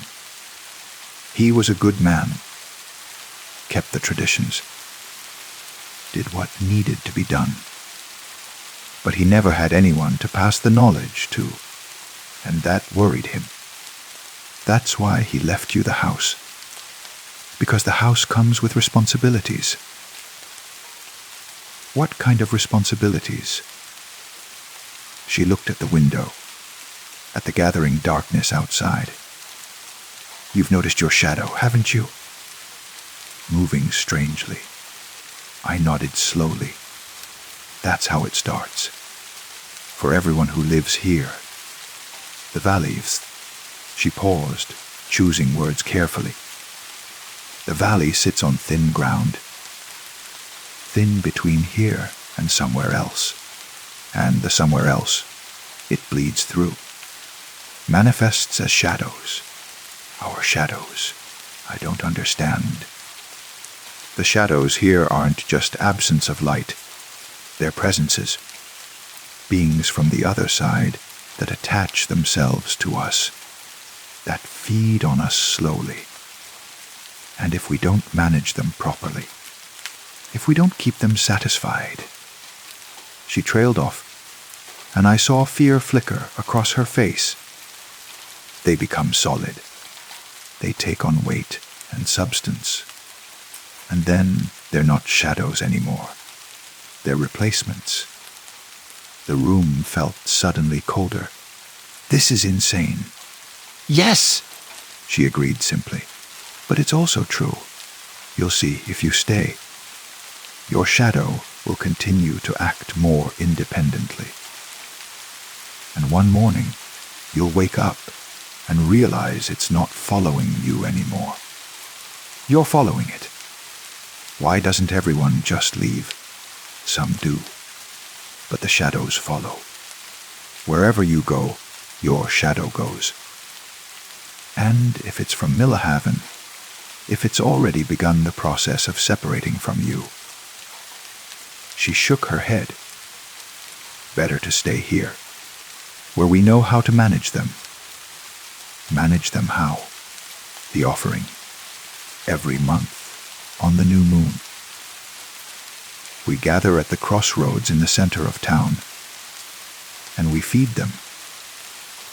Give them something to keep them satisfied, to keep them from growing stronger. Feed them what? She met my eyes. Whatever they hunger for. It's different for everyone. Some shadows hunger for memories. Some for dreams. Some for pieces of the self we'd rather forget. We bring these things to the crossroads, and we offer them up. It's enough to keep the shadows at bay. To keep them as shadows rather than something more. I wanted to laugh. To call this superstitious nonsense and throw her out. But my shadow on the wall was moving, undulating slightly, like something breathing. The new moon is in 3 days. Dorothy said, you should come. Watch how it's done, and then decide if you want to stay or take your chances elsewhere. She left shortly after, taking her warnings and her barely touched tea. I sat alone in the house, watching my shadow, trying to convince myself this was all some elaborate prank. or shared delusion. But that night, I dreamed. In the dream, I stood in a place without light, but also without darkness. A gray nothing that extended in all directions. And I wasn't alone. Figures moved around me. Human, shaped but wrong, like photographs of people, with all the color leached out. Shadows without the people to cast them. They noticed me, turned toward me, and I felt their hunger. Not for food or blood or any physical thing.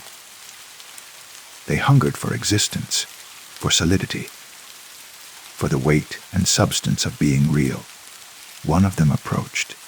It wore my face, my shape, but hollowed out, emptied, inverted. 3 days, it whispered in a voice like wind through dead leaves.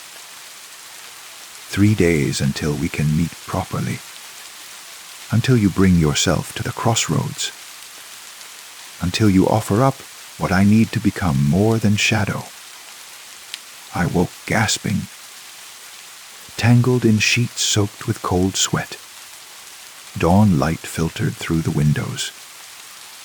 And on the wall opposite my bed, my shadow was watching me. I could feel it. Despite having no eyes, no face, nothing but a dark silhouette, it was watching. I spent the next 3 days trying to leave. I got in my car and drove toward the road out of the valley. But somehow, I always ended up back at the house. The roads twisted, doubled back on themselves, led me in circles I couldn't comprehend. My GPS showed nonsense, the screen flickering between maps that contradicted each other. On my 3rd attempt, I made it halfway up the mountain before I heard the sound from my back seat. Breathing. I looked in the rearview mirror and saw nothing, but I heard it. Slow, deliberate breaths. And in the mirror, my reflection's shadow was sitting up, separate from me, watching me drive with interest. I turned the car around and drove back to the valley. That evening, Dorothy knocked again. This time, she carried nothing but a small cloth bag. "It's time," she said. I followed her through the empty streets. Other residents emerged from their houses, all carrying similar bags or boxes or wrapped packages. No one spoke. We walked in silence toward the center of town, where 2 roads intersected to form a perfect cross. The crossroads was marked by a circle of stones, old and weathered, carved with symbols I didn't recognize. As the residents arrived, they formed a larger circle around the stones, their shadows stretching long in the twilight. And their shadows were all wrong, moving independently, pulling away from their owners, straining toward the stone circle like dogs on leashes. Dorothy stood in the center and raised her arms. "We gather on the new moon," she intoned. "Haze we have for generations, to offer what must be offered, to keep the boundary intact, to maintain the balance between here and there, between solid and shadow, between what we are and what hungers to replace us. One by one, the residents approached the stone circle and placed their offerings inside. I watched, trying to understand what they were giving. An old man placed a photograph and spoke quietly, the memory of my wife's face, how she looked on our wedding day. I offer it willingly. A young woman placed a journal, my dreams of leaving, of living somewhere else. I released them. A middle-aged man placed something I couldn't quite see, my name, my true name, the one my mother called me. I offer it to the shadows. Each offering was accepted. The shadows of those who gave grew darker, more solid for a moment, then faded back to normal proportions. The process seemed to satisfy something. The air felt less tense. The residents' shoulders relaxed incrementally. Dorothy turned to me. You don't have to offer tonight. First moon is observation only. But think about what you'll bring next month. Think about what part of yourself you're willing to trade for another month of being real. I wanted to ask what happened if you refused. But I already knew. I'd seen it in my dreams. The shadows would grow stronger, feed on you without consent. Take what they wanted rather than what you offered. Eventually, they'd have everything. And you'd become the shadow while they became you. As the ceremony ended and residents dispersed, I noticed something. They were all diminished somehow. Lighter, emptier. Like they'd been hollowed out incrementally over years of offerings until they were barely there at all. I returned to the house and sat in the darkness, watching my shadow on the wall. What do you want? I asked it. It moved, rippling with something like pleasure at being addressed. Images flooded my mind. Not words, but impressions, memories, feelings. It wanted my certainty, my moments of confidence. Every time I'd felt sure of myself, sure of my choices, sure of who I was, it wanted to consume those and leave me with only doubt. And if I give you that, what then? Another flood of impressions. Peace. Coexistence. A manageable relationship where it would remain a shadow and I would remain myself. Just a little less certain. A little more willing to question. A little more comfortable with ambiguity. And if I refuse, the temperature dropped. The shadow on the wall grew larger, darker, more defined. I saw myself in its shape, but inverted. All the parts of me I didn't acknowledge. All the doubts and fears and uncertainties I pretended didn't exist. It would take those and make them central, make them all I was. I had a month to decide. The days passed strangely. Time felt unstable, like it was being stretched or compressed by unseen hands. I'd look at a clock and hours would have passed in what felt like minutes. Or I'd experience what felt like an entire day, only to discover it was still morning. My shadow grew bolder. It would separate from me for longer periods, exploring the house while I stayed still. I'd see it in windows, reflected in mirrors, cast on walls where no shadow should be. Always watching, always waiting. I started understanding what Dorothy meant about managing them. The shadow wasn't evil, exactly. It was hungry, desperate.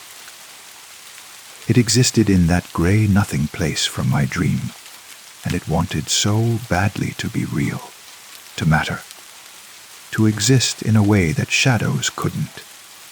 And the only way it could do that was by taking from me, from us. All of us in the valley. A week before the next new moon, I found my uncle's journal in a hidden drawer. The entries were sporadic, spanning decades, but they told a story. He'd discovered the shadow phenomenon not long after moving to Mill Haven, had tried to fight it, tried to leave, tried everything I was trying. Eventually, he'd accepted it, had begun making monthly offerings, but each offering left him with less of himself. The final entry, dated just days before his death, read, "I have nothing left to offer. I've given them my memories, my dreams, my certainties, my doubts, my loves, my fears. I am a hollow shell wearing a human shape. The shadow and I have traded places, so gradually I didn't notice until too late. I don't know which one of us is real anymore. Perhaps neither. Perhaps both. I leave this house to my nephew in hopes he'll be wiser, in hopes he'll find what I couldn't, a way to break the cycle, or at least a way to live with it that doesn't cost everything you are. The shadows are not evil. They're just hungry, and we're so very filling." I closed the journal and looked at my shadow on the wall. It was almost the same size as me now, almost as dark, almost as real. The night of the new moon arrived. I walked to the crossroads carrying a small box. Inside was something I'd prepared carefully, not a memory or a dream or a piece of identity. Something else. The residents gathered as before. Dorothy raised her arms. The ritual began. When my turn came, I stepped into the stone circle and opened the box. Inside was a mirror, small, tarnished, old, one I'd found in my uncle's attic. "I offer," I said clearly, "a reflection, not of what I am, but of what you are. I want you to see yourselves, to understand what you're asking for."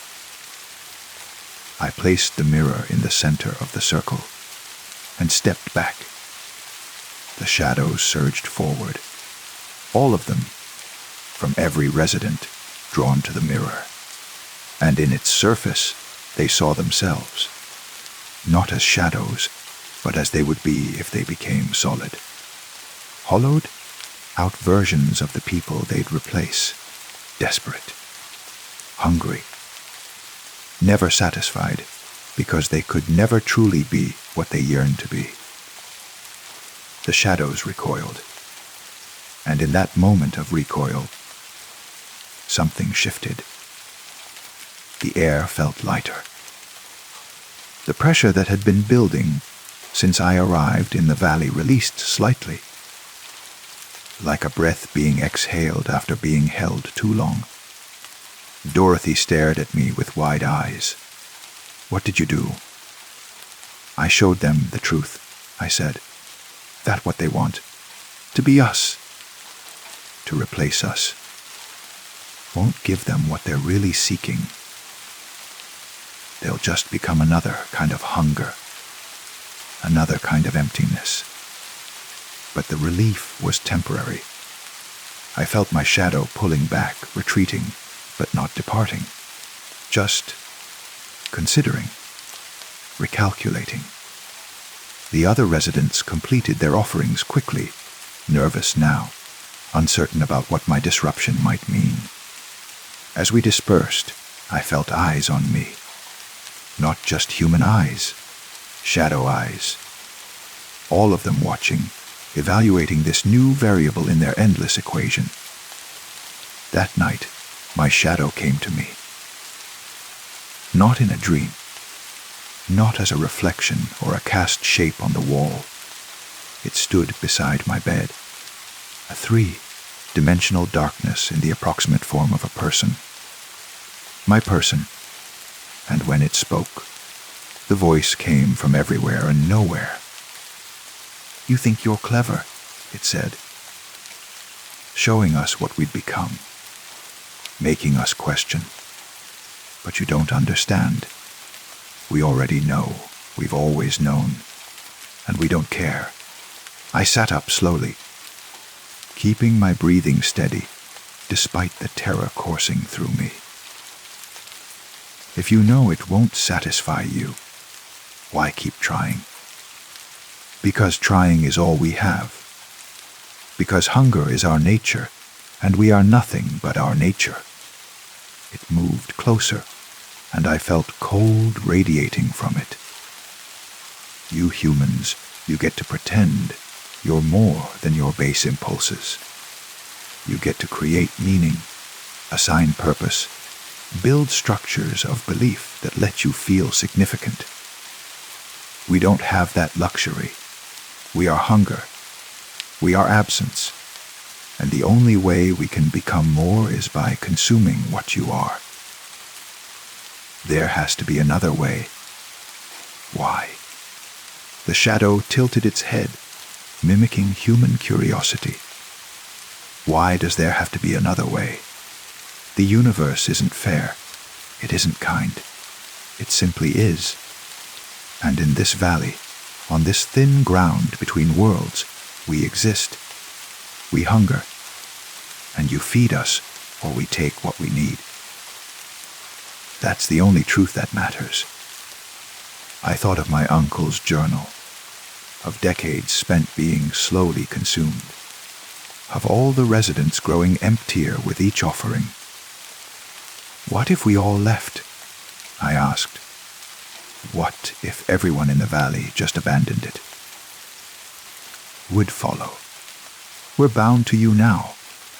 Once you've lived here, once you've acknowledged us, once your shadow has separated from you even slightly, we're attached. Symbiotes, parasites, partners, whatever you want to call it. We go where you go. Then what do you actually want?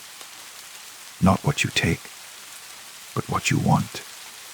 The shadow was quiet for a long moment. We want to matter, it finally said. We want to exist in a way that leaves a mark, that creates change, that proves we were here.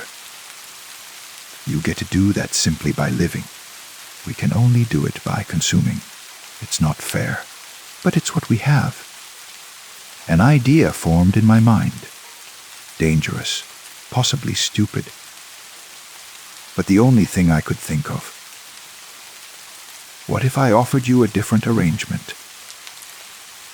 Not feeding you pieces of myself every month, but collaboration. You want to matter. Help me matter. Work with me instead of against me. Leave marks on the world together. The shadow laughed, a sound like wind through a cemetery. You're proposing a partnership with your own shadow. Why not? You said it yourself. We're bound together. Maybe instead of fighting that, we accept it. Use it. You get to exist meaningfully.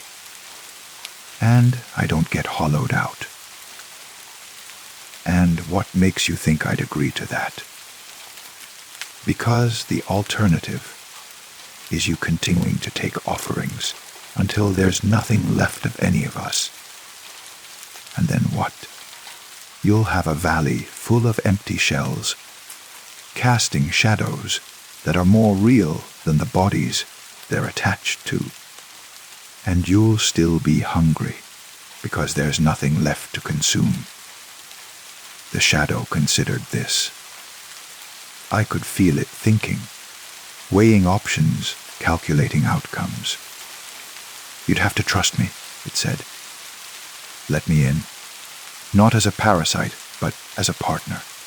Share your consciousness, your decisions, your existence. I'd be part of everything you do. Would you consume me? Eventually, inevitably. That's my nature, but slower, much slower. And in return, you'd have my perspective. My ability to see the spaces between things. To understand the darkness that most people pretend doesn't exist. Show me what you mean. The shadow moved, and suddenly I was seeing the world differently. The room around me was still there, but I also saw the gray nothing place. At the space where shadows existed. The two realities overlap, and I understood that this had always been true. They were always both there, just usually invisible to human eyes. In that overlap, I saw other things, possibilities that hadn't happened, choices that could be made, futures branching off in infinite directions. The shadow existed in all those potential spaces simultaneously. "This is what I see," the shadow said. "All the possibilities, all the paths. Humans pick one and follow it. I exist in all of them at once. That's why I'm so hungry. I'm trying to become solid in just one timeline, one reality. But my nature spreads me too thin." The vision faded, and I was back in my normal sight. "If we partner," I said slowly, "could you teach me to see that way? To navigate possibilities? Perhaps.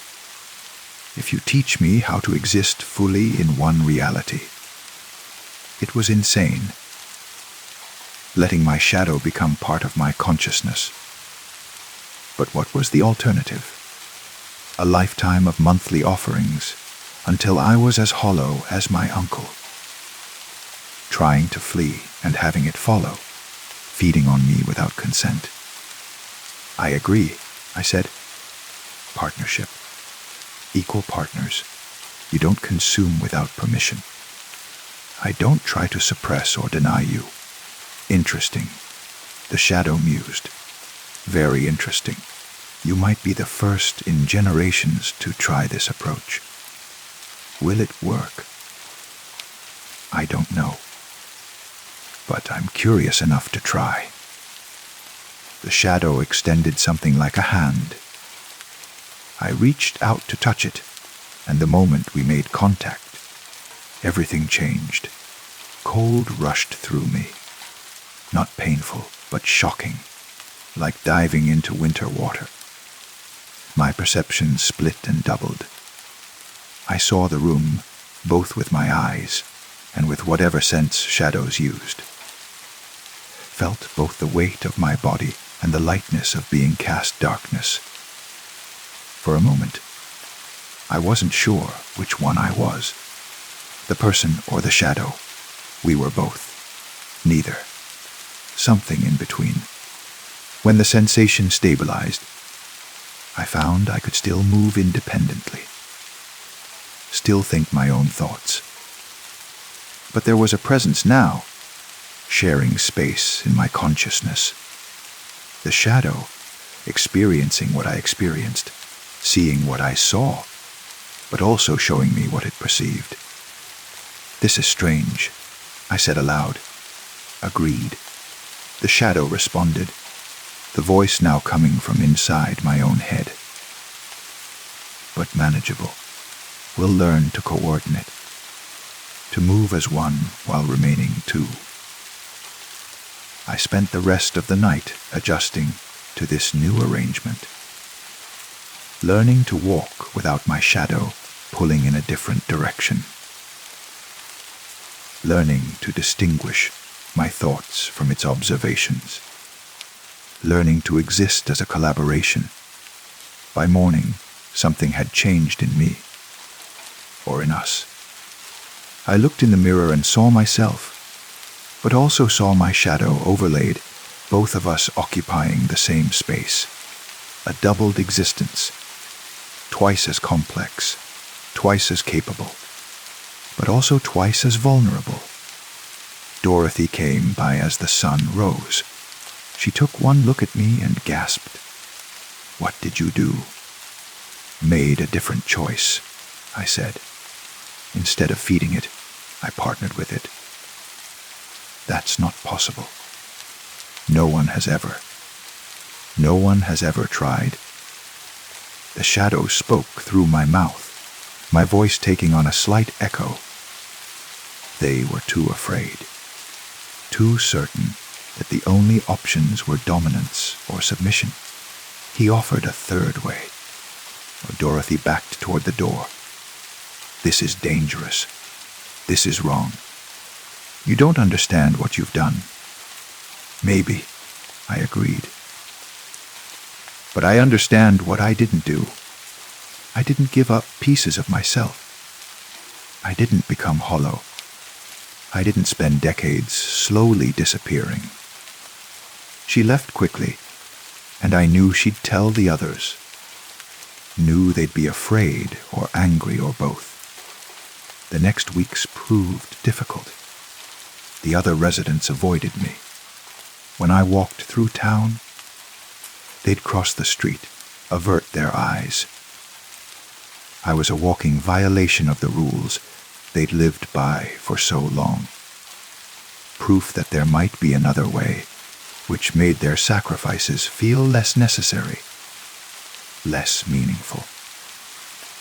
Their shadows, though. Their shadows watched me with intense interest. I could feel them paying attention whenever I passed, evaluating, considering, wondering if they too could have this kind of partnership with their hosts.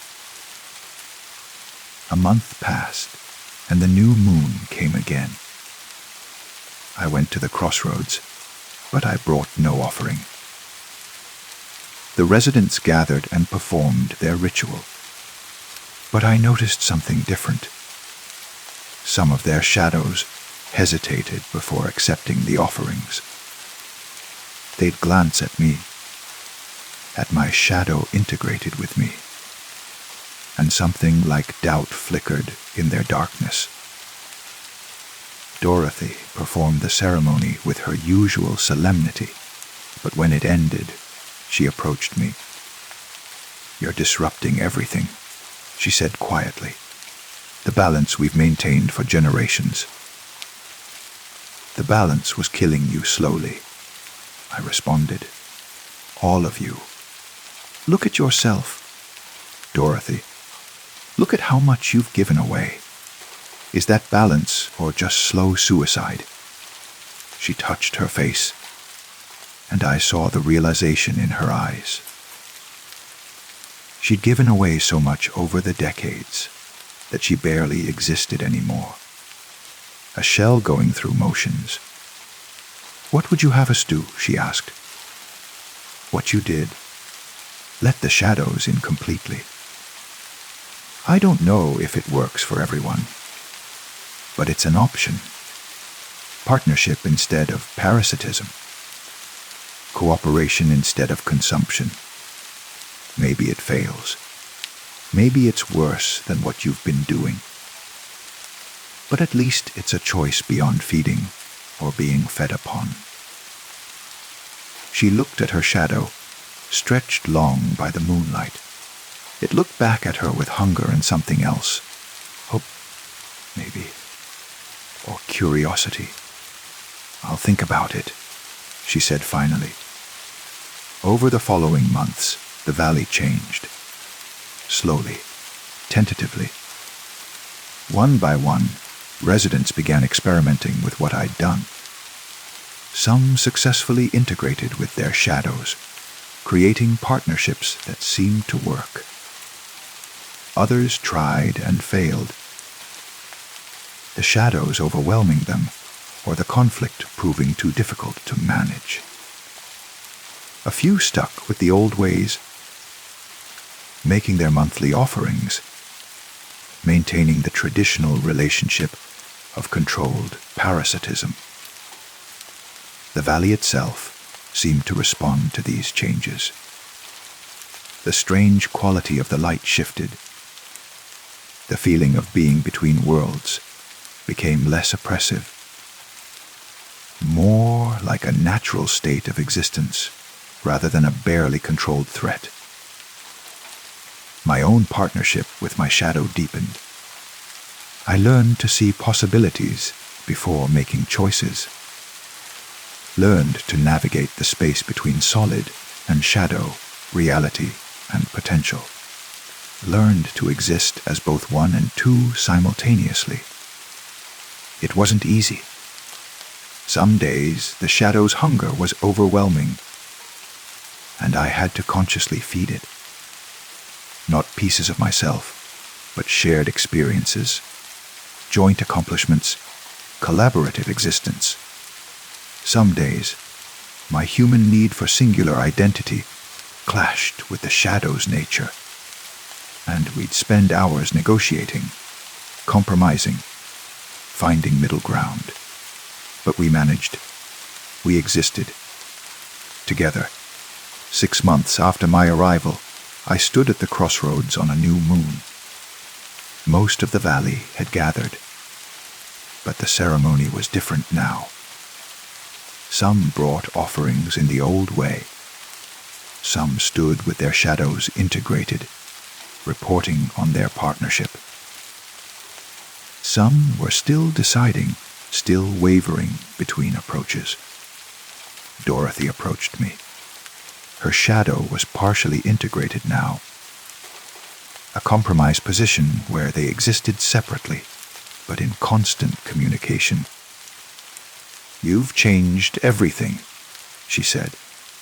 "I've changed one thing," I corrected. "Shown that there's more than one way to exist with what we are." "My shadow tells me things now," she said. "Shows me possibilities I never saw before. It's strange, uncomfortable, but also richer, more real. That's what partnership does. Makes both parties more than they were separately." She nodded. "Your uncle would have liked to see this. He tried so hard to find another way. Died still trying." "Maybe I succeeded because I stood on his failure," I said. "Maybe that's how it works. Each generation gets a little further." The ceremony began. It was shorter now, more individual. Each person or partnership approaching the crossroads to do what worked for them.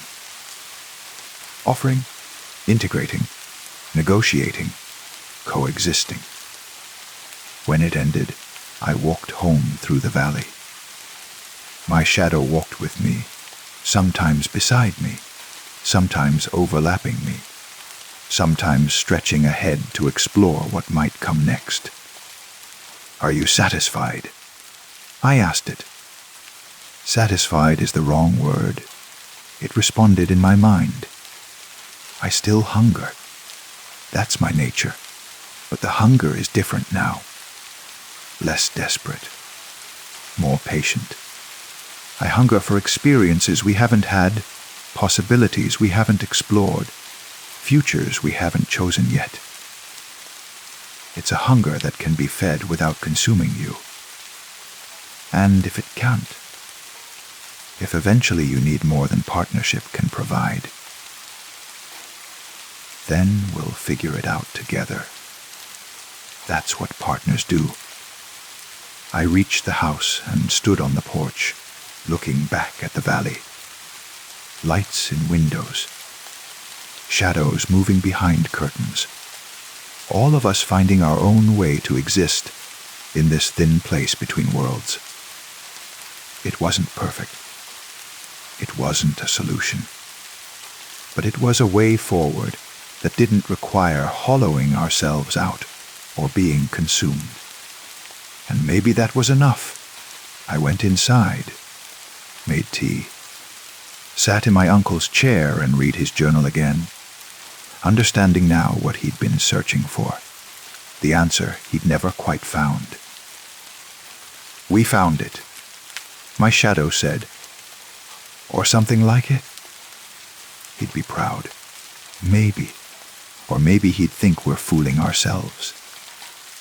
That eventually this partnership will fail, and I'll end up consumed just like all the traditional offerings led to hollowing.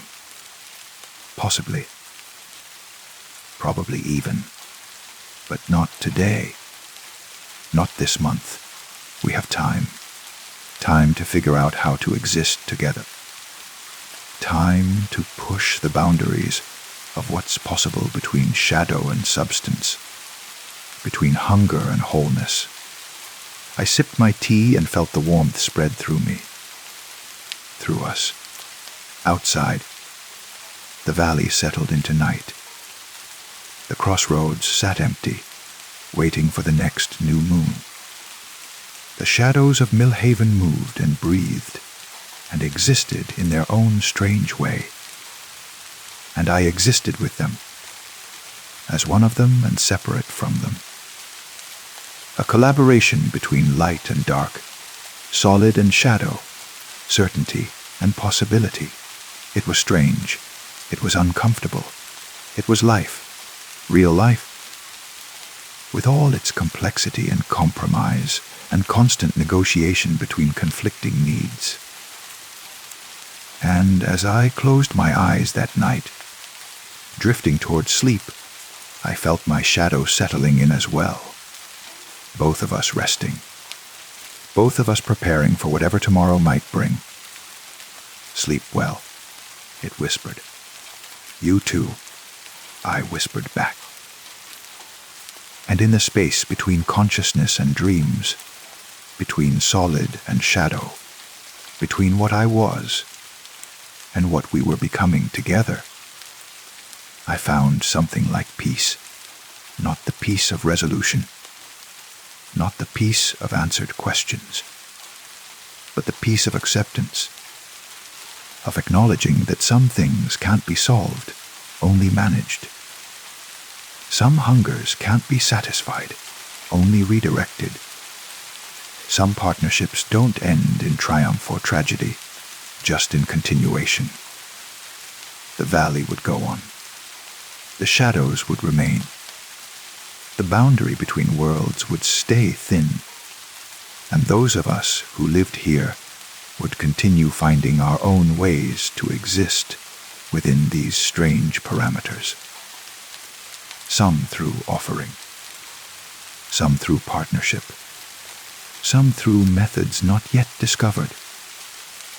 All of us learning to live with what we are and what lives alongside us. All of us casting shadows that are perhaps more than we first believed. All of us existing in that liminal space between solid and shade, between what we give and what takes from us, between the hunger that consumes and the hunger that creates. Sleep now.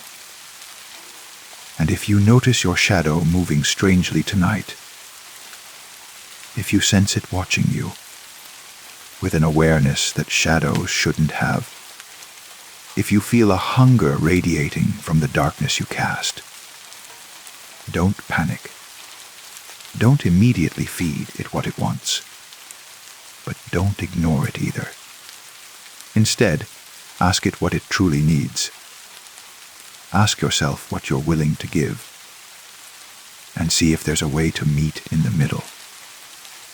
Because some of the darkest things that follow us aren't enemies. They're just hungry, just lonely, just trying to exist in the only way they know how. And sometimes the solution isn't to fight them or feed them. Sometimes it's to walk alongside them, as partners in the strange dance between light and shadow, between what we are and what we're afraid we might become, between the solid world we know and the gray spaces we pretend don't exist. Sweet dreams, and may your shadows be kind. Story 5. The advertisement appeared in my mailbox on a Tuesday, hand-delivered though I never saw who brought it. Heavy cardstock. Cream-colored, with elegant calligraphy that seemed to shimmer slightly in the light. Mastar or Aisan war Kaisalar earn the ancient crafts, create objects of power and beauty 6 weeks. Thursday evenings, 555 Blackthorn Lane.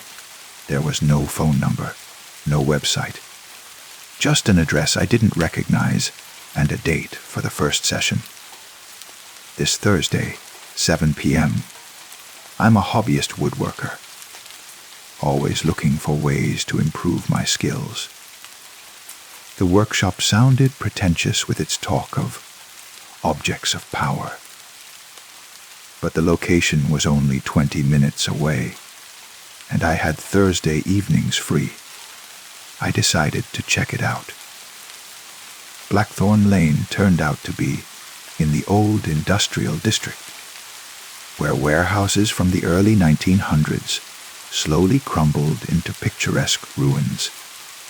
Number 555 stood out, a 3-story brick building with intact windows and a fresh coat of dark paint on the door. Light glowed from the first floor windows, warm and inviting. I knocked. The door opened immediately, as if someone had been waiting just on the other side. The man who greeted me was elderly, perhaps 70, with a precise gray beard and eyes that seemed to reflect more light than they received. He wore a leather apron over neat slacks and a button-down shirt. "Ah," he said, smiling. "You received the invitation. Excellent. I'm Henry Caldwell. Please come in." The interior was a perfect workshop, high ceilings, excellent lighting.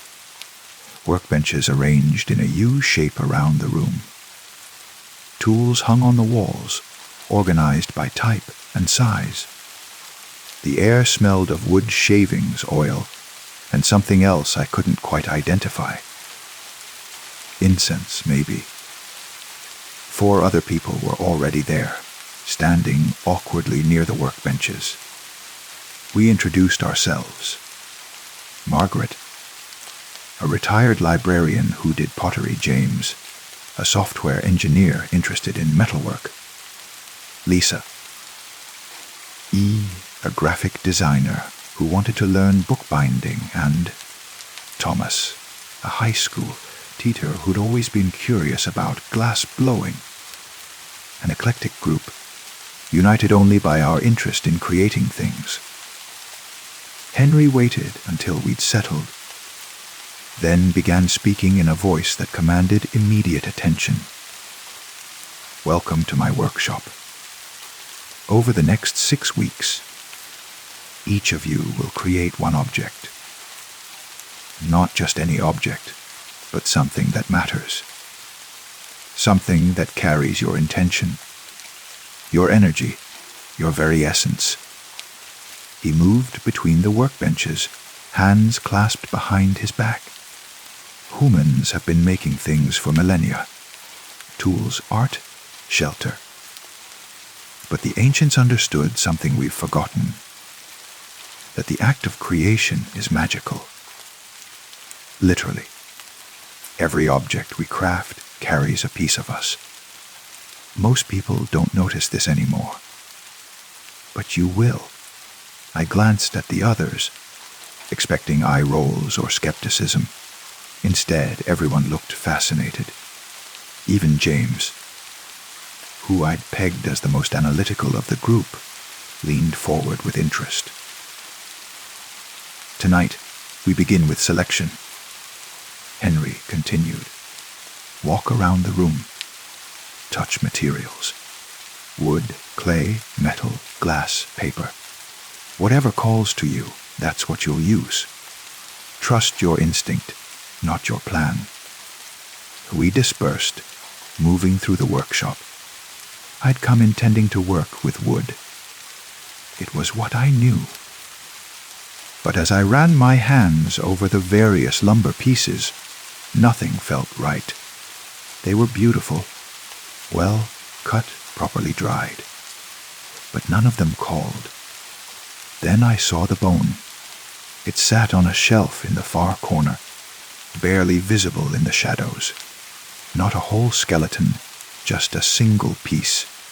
A femur, perhaps large and yellowed with age. Definitely not human. Deer or elk, maybe. I shouldn't have wanted it. Should have been repelled by it. But my hand reached out anyway. Fingers closing around the smooth surface, and I felt something like recognition. Like coming home. Bone, Henry said from behind me, making me jump. Interesting choice. Most beginners avoid it.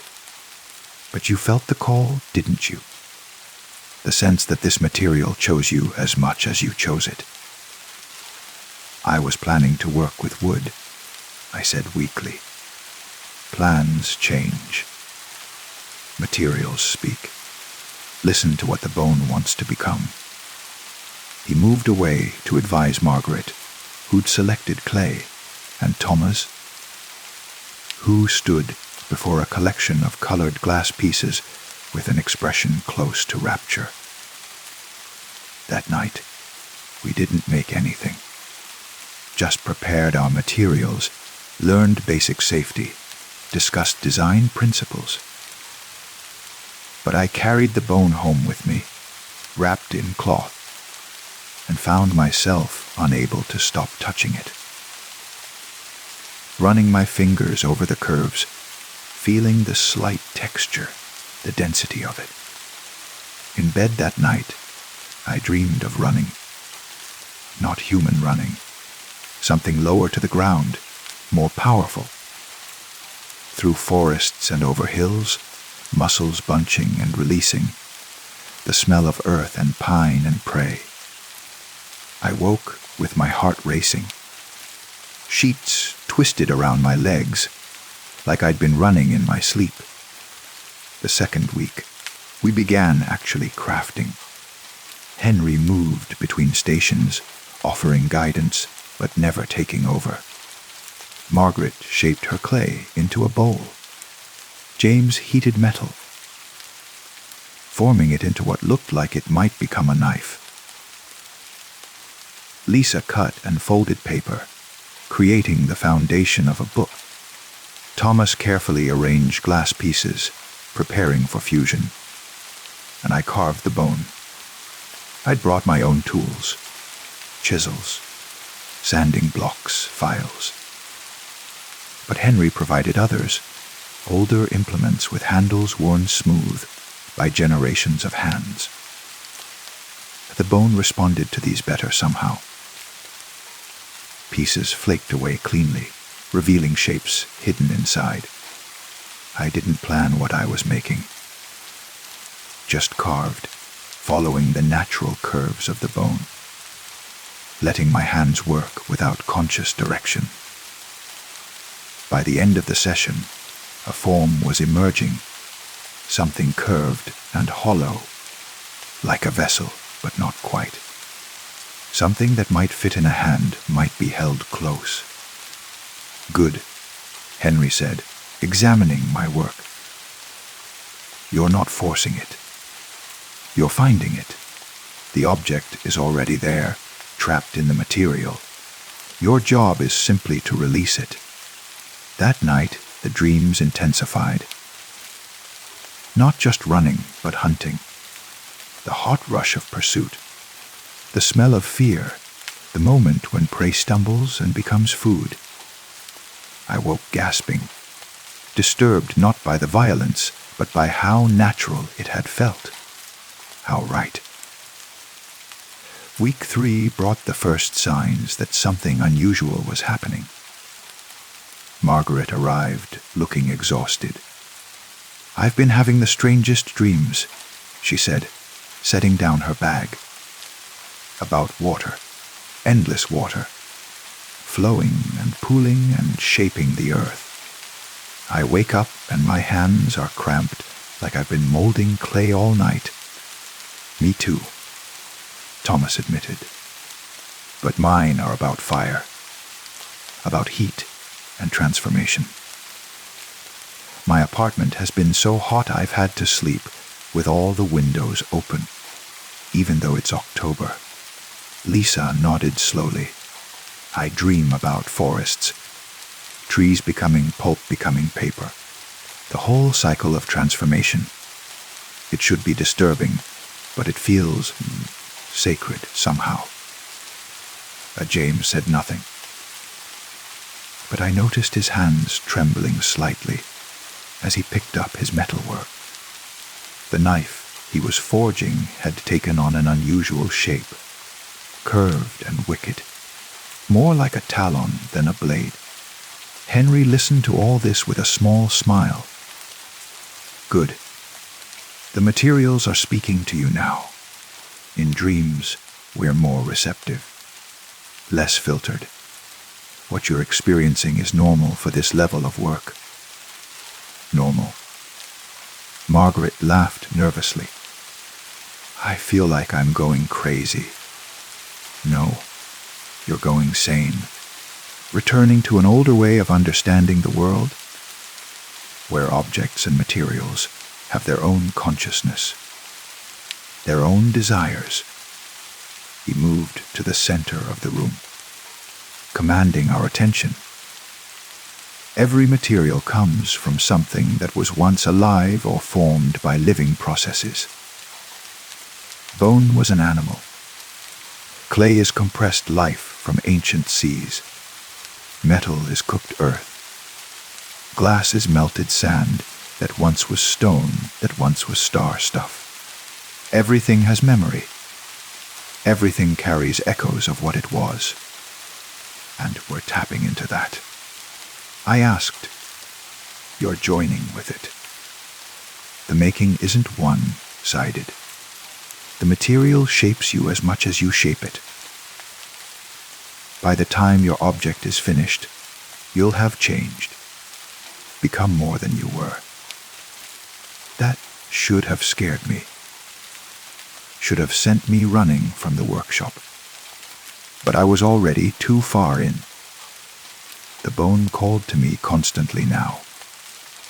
Even when I wasn't touching it, I could feel its pull, its need to become what it was meant to be. Week 4, my object took clearer form. A cup or vessel, sized to fit perfectly in 2 hands, carved with patterns that seemed to emerge spontaneously under my tools. Spirals and lines that suggested motion, hunting, the endless cycle of predator and prey. The others' works were advancing too.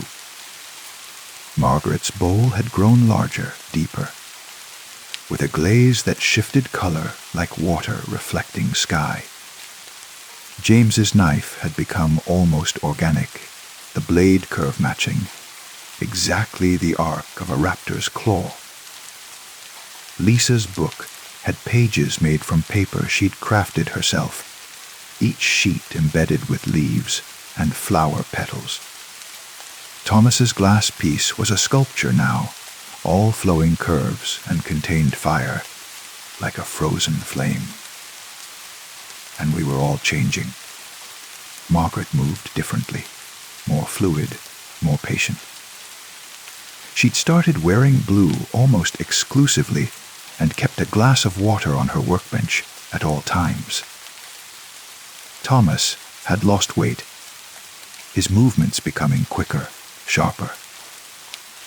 His eyes reflected light strangely, and he'd taken to wearing sunglasses, even inside. Lisa seemed to fade slightly, becoming harder to notice. She'd arrive and depart without anyone quite remembering when, as if she was learning the tree's trick of being present, but unobtrusive. James had grown harder somehow, more focused. He spoke less, ate less, seemed to need less sleep. His hands were constantly moving, fingers tapping patterns like practicing strikes. And me. I found myself more aware of motion, could track birds in flight without effort. Heard footsteps from rooms away, woke instantly at any sound. My body felt stronger, more coordinated, predatory. Week 5. Henry announced we would begin the final step, the awakening. Your objects are nearly complete, he said, but they're still just things. Beautifully made, yes, crafted with skill and intention, but inert. Tonight, we wake them up. He led us to a new room, one I hadn't noticed before. It was darker. lit only by candles arranged in careful patterns on the floor. The walls were covered in symbols I didn't recognize. Not quite writing, not quite art. Something older. Place your objects in the center, Henry instructed.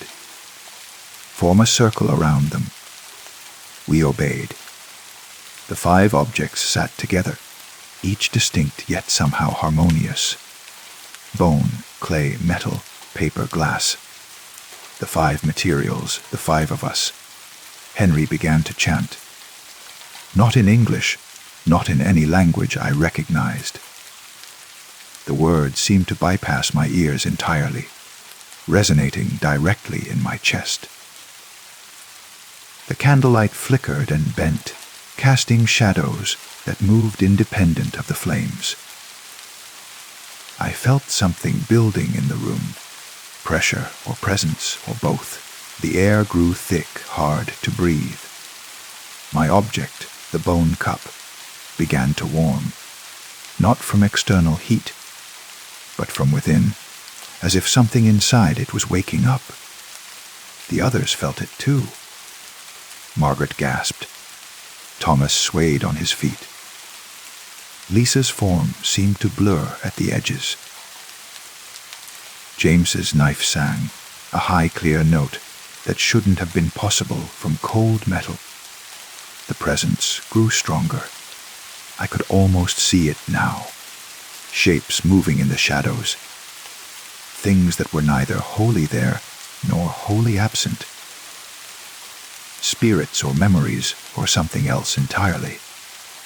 They approached the objects, flowed into them like water soaking into dry earth.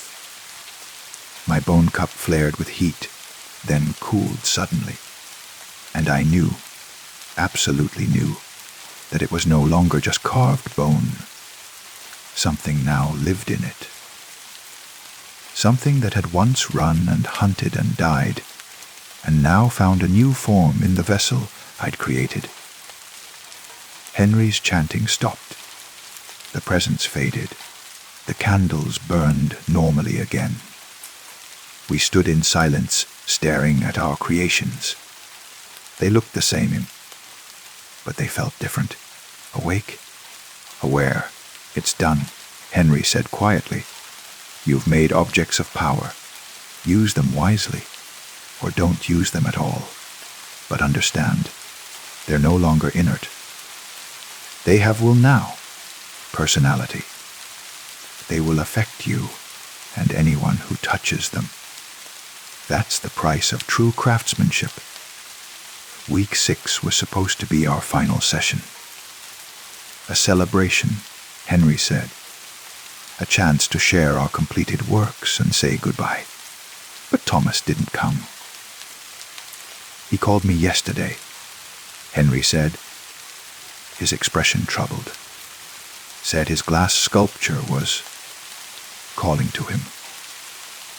That he couldn't stop looking into it, seeing things in the frozen flames. I told him to cover it, to not look until tonight. But he sounded distant. We waited 30 minutes. Thomas never arrived. Henry sighed. I was afraid of this. Someone always pushes too far, tries to take too much from the objects. Thomas was already drawn to fire, already had that transformative energy. The sculpture amplified it until he trailed off. Until what? Margaret demanded. Until he couldn't tell where he ended and it began. The glass contains fire, yes, but fire consumes. That's its nature. And if you stare into it too long, invite it in too deeply. Henry shook his head. I'll go to his home after this. Try to help. But the merger may already be complete. A merger. The word hung in the air like smoke. What's happening to all of us? I asked. Are we merging with our objects? Merging, no. Changing, yes. The objects carry aspects of their materials. essential nature. By creating them, by pouring your intention and energy into them, you've opened yourself to those influences. Henry walked among our creations, hands behind his back. Margaret's bowl holds water's patience and adaptability. James's knife carries metal's strength and focus.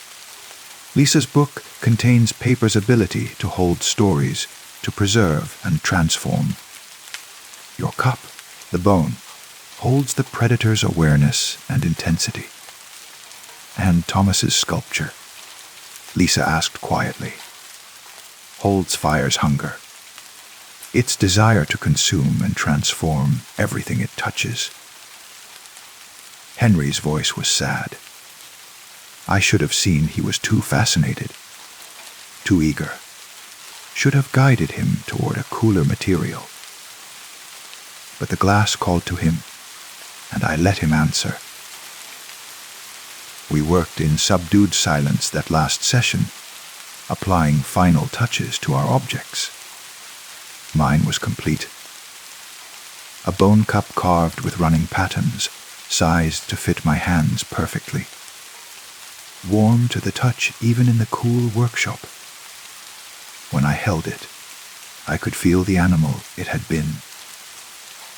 Could sense its memories of forest and hunt, of running through moonlit nights. Could feel its joy at having form again, even if that form was different from what it once knew. What do I do with it? I asked Henry. Whatever you wish. Drink from it. Display it. Give it away. Destroy it. But understand that whatever you choose, the cup is now part of your life. It will affect you, influence you, make you more like what it represents, more predatory, more aware, more present, more in tune with your instincts. He met my eyes. That can be a blessing or a curse, depending on how you balance it with your humanity. I took the cup home that night, placed it on my nightstand, and stared at it for a long time before sleeping. The dreams that night were different. Not running or hunting, but standing still, watching, every sense sharp and clear. The cup in my hands, and in the cup, something. A liquid that glowed faintly, that smelled of earth and blood and moonlight. I drank from the cup in the dream, and woke with the taste still on my tongue. The next morning, I found a message from Margaret. She'd woken up with her pottery bowl full of water, though she hadn't filled it. The water was perfectly clear, perfectly cold, and when she drank it, she felt more centered than she had in years. Lisa texted that her book had filled itself with writing, her own thoughts and dreams, appearing on the pages without her consciously writing them. A perfect journal that recorded her inner life automatically. James didn't message, but I saw him 3 days later, walking through a dangerous part of town at night, completely unafraid. The knife was on his belt, and something about his posture. Alert, ready, dangerous, kept trouble away from him instinctively. And Thomas. Henry visited his apartment and found him standing before his glass sculpture, which had grown somehow, spread across the wall like frozen fire. Thomas stood motionless, staring into the flames, his skin flushed with heat. He was still breathing, still alive, but unreachable, lost in contemplation of fire's endless transformation. Henry had him hospitalized, but the doctors could find nothing wrong. Thomas just stared. burned from the inside with a fire no one else could see. This is the danger. Henry told me when I visited him at the workshop, weeks after our final session. Objects of power are exactly that, powerful. They can enhance us, protect us, give us gifts we never imagined. But they can also consume us if we're not careful. Why did you teach us this? I demanded. Why give us this knowledge if it's so dangerous? Because it exists whether you know about it or not. Every object ever made carries some echo of its maker. Most are weak, barely noticeable. But some are strong, and those strong ones are already out there. In antique shops, estate sales, buried in attics. Better to understand them. To know how to make them deliberately than to stumble upon them ignorant. He gestured around his workshop, at the tools and materials. This knowledge has been passed down for thousands of years. Makers who understood that creation is more than physical. That we leave pieces of ourselves in everything we craft. I'm simply one link in a very long chain. And Thomas, is he the price of that knowledge? Thomas is the price of imbalance, of taking too much without giving back, of merging so completely with the object that he forgot where he ended and it began. Henry's voice was gentle but firm. You haven't made that mistake. Neither have the others. You use your objects, but you remain yourself. That's the key. I left the workshop and haven't been back, but I kept the cup. It sits on my nightstand now, several months later. I drink from it sometimes. Water, tea, wine. Whatever I pour in tastes richer, more alive. And when I drink, I feel more awake, more present, more connected to my instincts. I'm faster now, stronger. My senses are sharper. I notice things others miss. The tension in someone's shoulders that suggests danger. The shift in air pressure before rain. The pattern in events that hints at what comes next. It's useful. But it's also isolating. I see prey behavior in people now. The way they move through crowds. The vulnerability of their routines. How easily most could be hurt. I don't want to hurt anyone, but I see how easy it would be. How natural. That's the predator's gift and curse. Awareness of weakness everywhere. Margaret seems happier. Her pottery bowl has brought her peace, the water's patience settling her anxious nature. She started teaching pottery classes, sharing the craft but not, I hope, the awakening ritual. Lisa has become harder to track. She posts on social media less, responds to messages slowly. But when I do see her, she seems content, rooted. The book records her life, and in recording, helps her understand it. James I worry about. The knife has made him too sharp, too ready for violence. He got into a fight last month. Someone tried to mug him, and James responded with efficiency that bordered on excessive. The would-be mugger ended up in the hospital. James walked away without a scratch. It was self-defense, he told me when I asked. The knife, it knew what to do. I just let it guide me. That's the problem. Letting the objects guide us instead of guiding them. And Thomas, he's still hospitalized, still standing, still staring into flames only he can see. Henry visits him weekly. trying various methods to bring him back. Sometimes Thomas blinks, seems aware briefly. But then the flames call, and he's gone again, burning in a fire that never consumes him completely, but never releases him either. I think about destroying my cup sometimes, breaking the bone, scattering the pieces, ending whatever inhabits it. But I can't bring myself to do it. The cup is part of me now, and I'm part of it.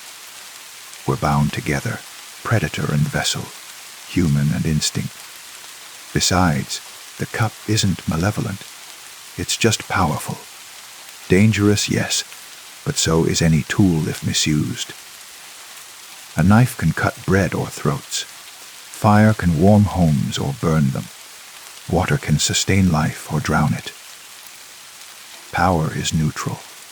It's the wielder who determines whether it helps or harms. Last week, I got another advertisement in my mailbox. Same heavy cardstock, same elegant calligraphy. ADVN CDRTI o RKTC. For those who completed the first course, learn deeper crafts, create objects of transformation 6 weeks. Thursday evenings, I stared at it for a long time. Thought about what all objects of transformation might mean. What deeper knowledge Henry might teach. What price that knowledge might carry. Then I burned the invitation and scattered the ashes. I'm not ready. Maybe never will be. The cup already changed me enough. I don't need more power, more awareness, more connection to forces I barely understand. But I kept the address. Wrote it down before burning the invitation, just in case. Just in the event that someday I decide the benefits outweigh the risks. Because here's what I've learned from crafting an object of power. We're all makers, whether we know it or not. Every action, every choice, every word we speak creates something, leaves a mark, changes the world in small or large ways. Most people do this unconsciously. They make things, relationships, careers, habits, patterns. Without realizing they're pouring themselves into these constructs. Without understanding that everything they create carries their essence. Henry taught us to do it deliberately. To know what we're making. To understand the exchange of energy between maker and made. That knowledge can't be unlearned, can't be forgotten. Once you understand that creation is magic, that every object holds a piece of its maker's soul, you see the world differently. You see the love in hand-knit sweaters, the rage in graffiti, the loneliness in perfectly maintained gardens, the hope in amateur art. Everything speaks if you know how to listen, and knowing that changes you. Makes you more careful about what you create, more intentional about what you put into the world. The cup sits on my nightstand, warm and waiting. Some nights I drink from it and run in dreams, wild and free and aware. Other nights I cover it with cloth and try to sleep as my old self, the person I was before the workshop. But I always uncover it come morning, because despite the danger, despite the changes, despite everything, I don't regret making it. The cup reminds me that I'm alive, that I have instincts and power and wildness inside me, that I'm more than the safe, civilized person I pretend to be during the day. And maybe that's what Henry really taught us.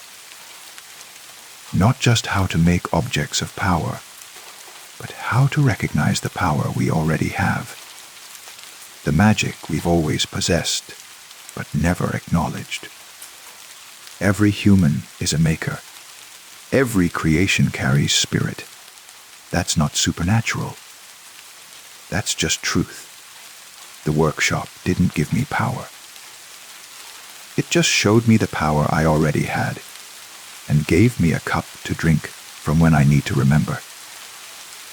Tonight, I'll fill it with water from my tap, and the water will taste like mountain streams and ancient forests, like moonlight on snow and the hot breath of pursuit, like everything wild and alive that we've tried to civilize away. And I'll drink deeply and remember who I really am, not just human, but animal too, predator and prey, maker and made, spirit and flesh all bound together. The cup holds that truth, and holding the cup, I hold myself, complete and dangerous and alive. That's the real magic, not the ritual or the chanting or the spirits that entered our creations, but the recognition that we're more than we pretend to be, more powerful, more wild, more connected to ancient things than modern life allows us to remember. Henry gave us permission to remember, and crafted objects that won't let us forget. For that gift, dangerous as it is, I'm grateful. The workshop is closed now. Henry left town, or perhaps left this plane of existence entirely. I'm not sure which. His building stands empty, windows dark, door locked. But somewhere in the city, 5 objects of power exist. 6, counting whatever Henry kept for himself. And maybe more that he made before us, taught to others, spread through the world like seeds waiting to grow. They're out there, changing their owners, affecting reality in small but significant ways, making people more of what they already were, amplifying instinct and intention and essence. And someday, someone will find them. In a thrift store or estate sale or random gift. We'll hold them and feel the pull. We'll use them without knowing what they truly are. And slowly, subtly, they'll change. Become more fluid like water, more sharp like metal, more burning like fire, more rooted like paper and wood, more aware like bone. Will they realize what's happening? Will they embrace or resist the transformation? I don't know. Can't know. I can only control my own object, my own transformation. Can only decide each day whether to drink from the cup or leave it covered, whether to embrace the predator or suppress it. Most days I drink. Because once you've tasted wildness, safety feels like slow death, and I'd rather be dangerously alive than safely numb.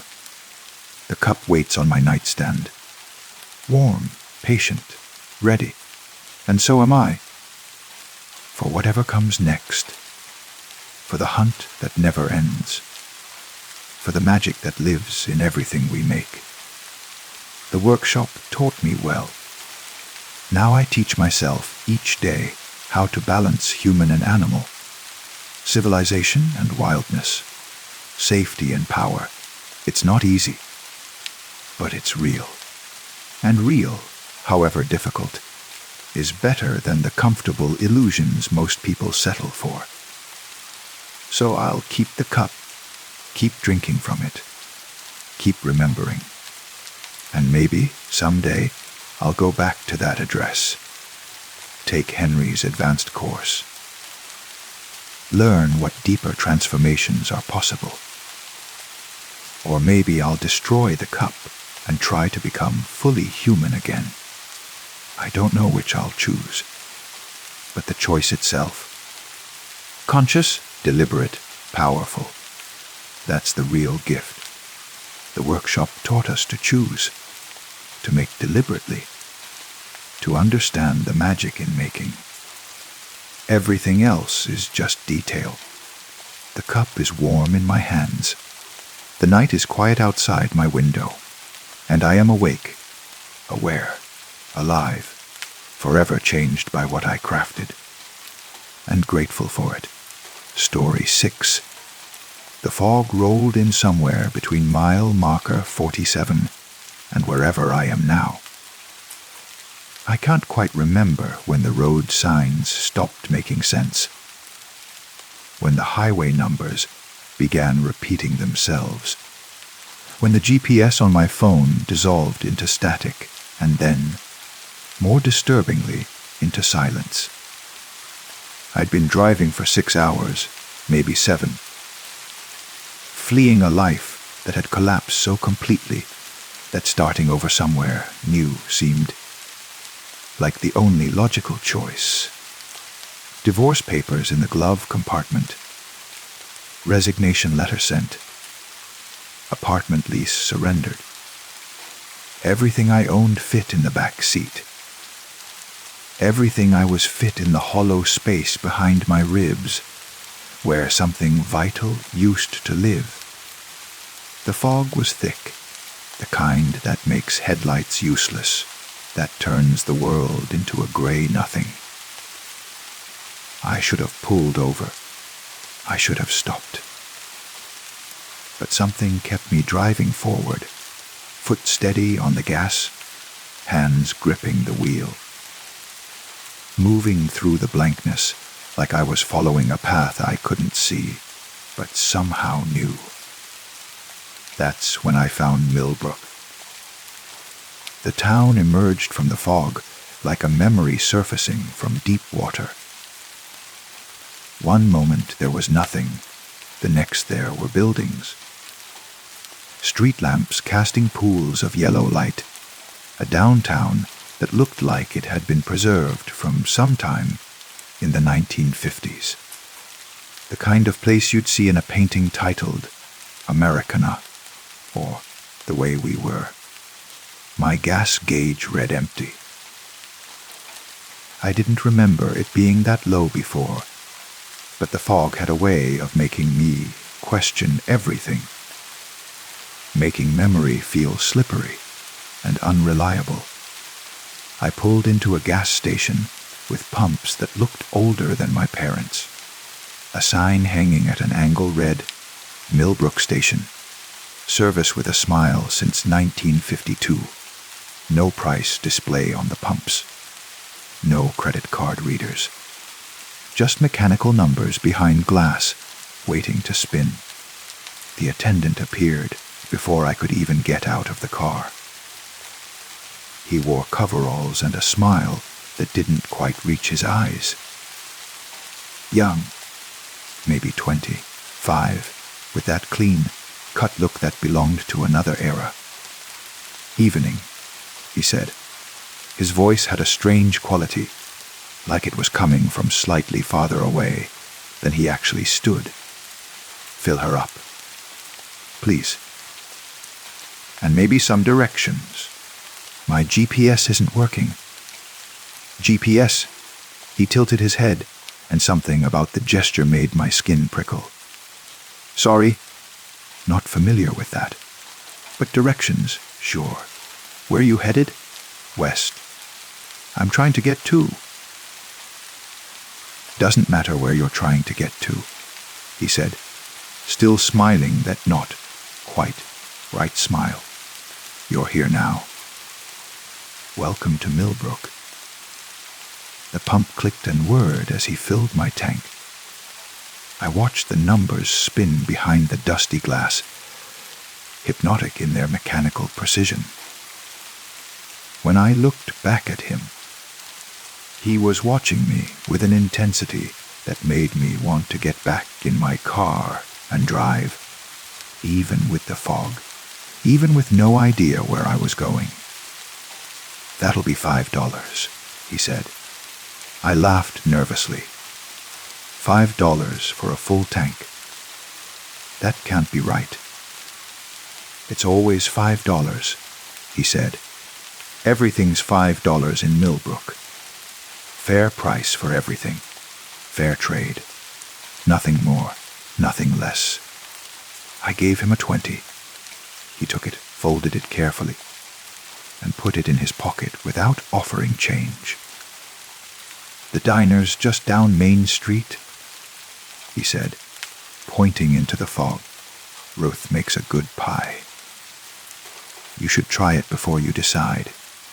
Decide what? But he'd already turned away, disappearing into the station's garage, leaving me with a full tank and a growing sense that I'd made a terrible mistake by stopping. I should have left then.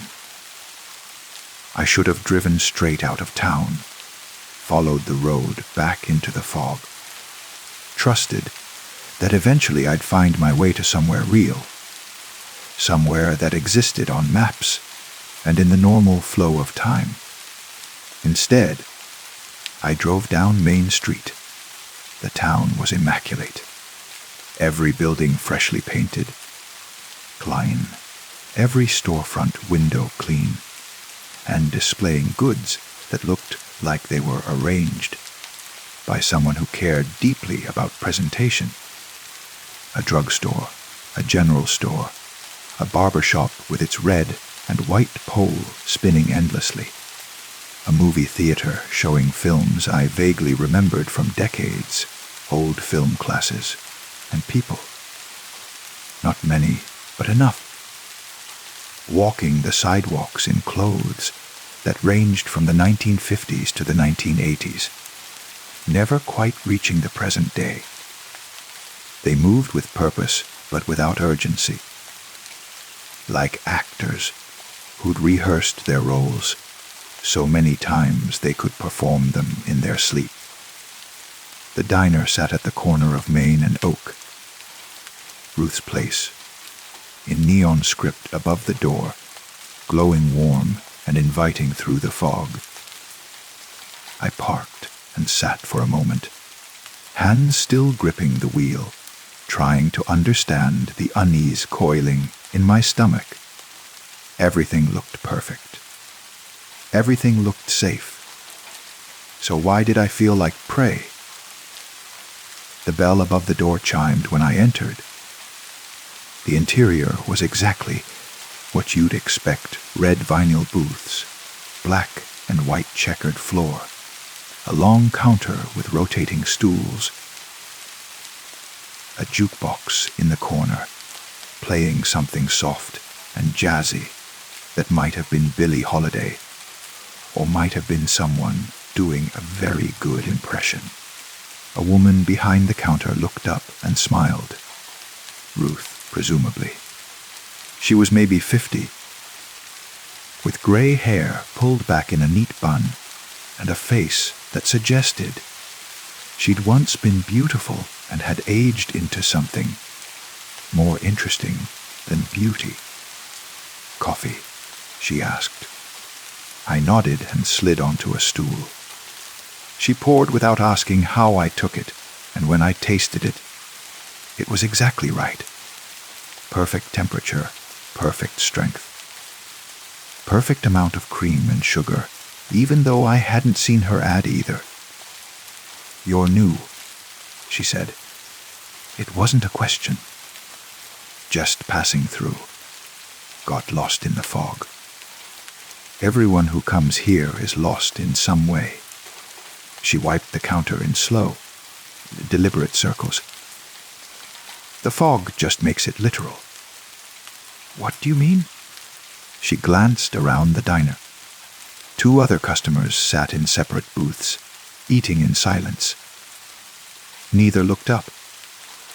Millbrook is a special place, Ruth said carefully. It exists for people who are between things.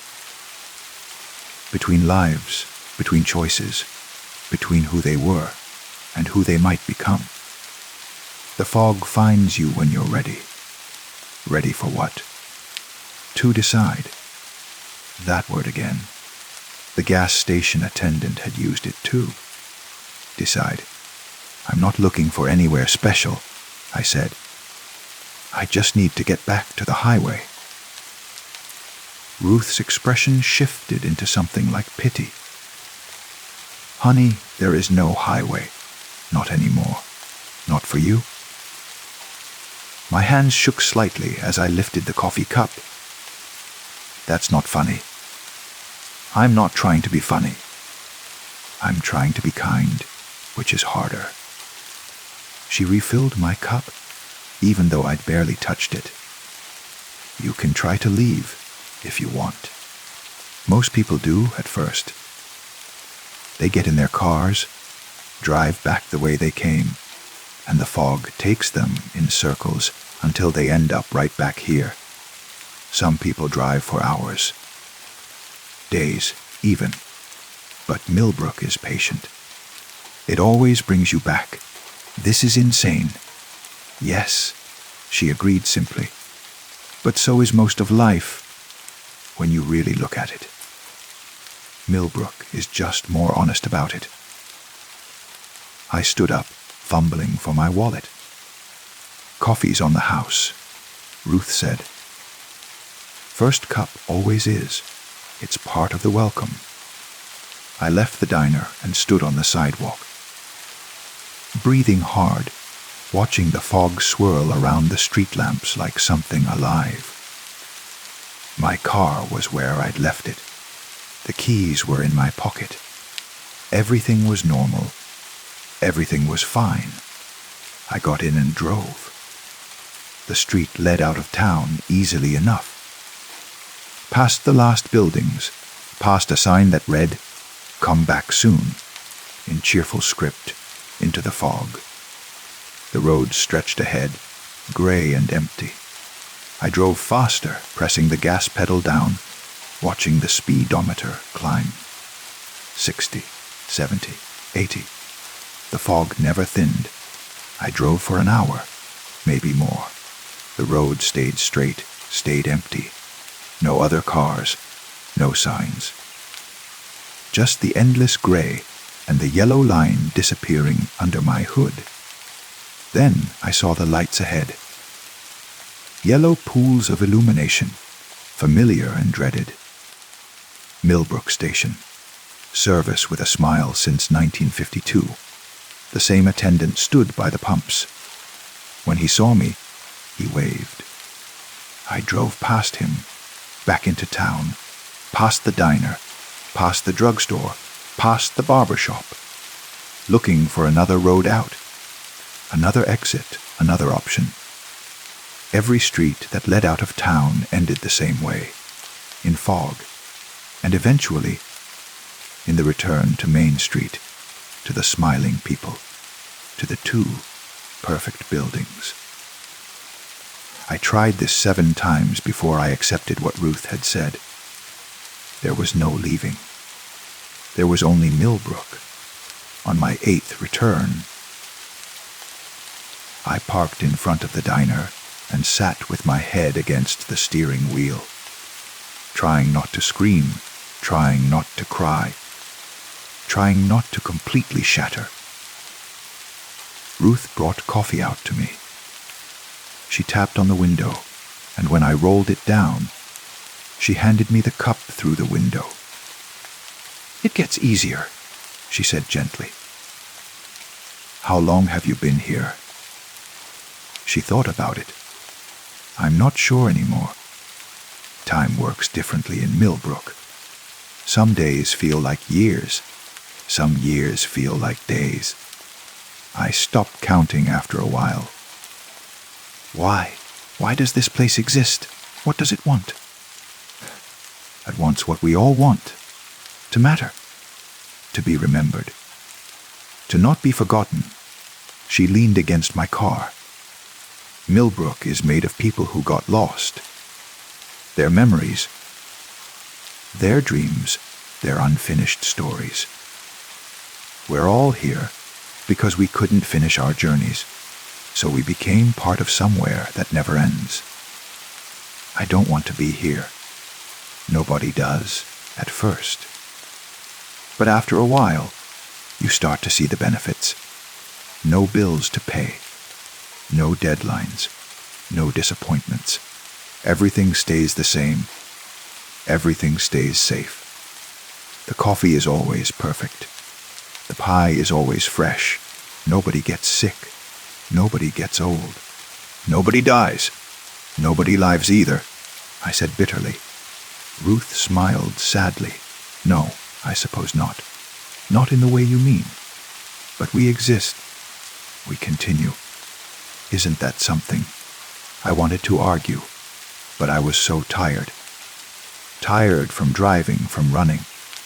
From the collapse of my old life and the impossibility of my new one. Come inside, Ruth said. Have some pie. It really is very good. And then I'll show you where you'll be staying. What if I refuse? What if I just sit in this car forever? Then you sit in this car forever. Millbrook doesn't force anyone to do anything. That's the beauty of it. And the curse. You're free to make any choice you want, as long as that choice happens here. I got out of the car. What else could I do? The pie was apple, and it was perfect. Warm, sweet, with a crust that flaked in exactly the right way. I ate it slowly, while Ruth watched with that same patient, pitying expression. How many of us are there? I asked. In Millbrook. 43 at last count. We get new people every few years. Whenever someone gets lost enough, hopeless enough, disconnected enough. The fog finds them and brings them here. And we just stay. Forever, most do. Some don't. She refilled my coffee. There are stories of people who found a way out. But they're just stories. Nobody knows if they're true. Tell me anyway. Ruth settled onto the stool next to me. The other customers had left without me noticing. We were alone in the diner now. And outside the fog pressed against the windows, like it was trying to get in. Or maybe trying to keep us from getting out. They say that Millbrook only keeps you as long as you're uncertain. As long as you're between things. If you can figure out what you're really running from, what you're really searching for, the fog releases you. You wake up on a highway somewhere, no memory of this place. Just a strange dream you can't quite recall. You don't believe that. I don't know what I believe anymore. I've been here so long, the person I was before feels like someone else entirely. Like a character in a book I read once but can't quite remember the details of. I stared into my coffee, watching my reflection ripple in the dark liquid. What were you running from? I asked. Ruth was quiet for a long time. A choice I couldn't make. Stay in a marriage that was killing me slowly, or leave and lose my children. So I got in my car and drove, thinking somehow the right answer would appear if I just kept moving. And the fog found me, and I've been here ever since. How long ago was that? In Millbrook years. 5. In real-world years. She shrugged. Could be 30. Could be 50. Time doesn't track right here. For all I know, it's still the same day I arrived, just looping endlessly. The thought made my stomach turn. I'll show you your room, Ruth said, standing. It's above the diner. Clean, comfortable. Everything you need. I followed her up a narrow staircase to a hallway with several doors. She opened one, revealing a small but tidy room with a bed, a dresser, a window looking out onto Main Street. "This was mine when I first arrived," she said. "Before I took over the diner. Before I stopped trying to leave. I sat on the bed. The mattress was exactly the right firmness. What if I don't stop trying? What if I never accept this? Then you'll be miserable, and you'll still be here." She paused in the doorway. "Or maybe you'll be the one who figures it out. The one who finds what they're looking for and breaks free. I'd like that. I'd like to know it's possible." She left me alone. I lay on the bed fully clothed, staring at the ceiling, listening to the sounds of Millbrook at night. Somewhere, the jukebox was still playing.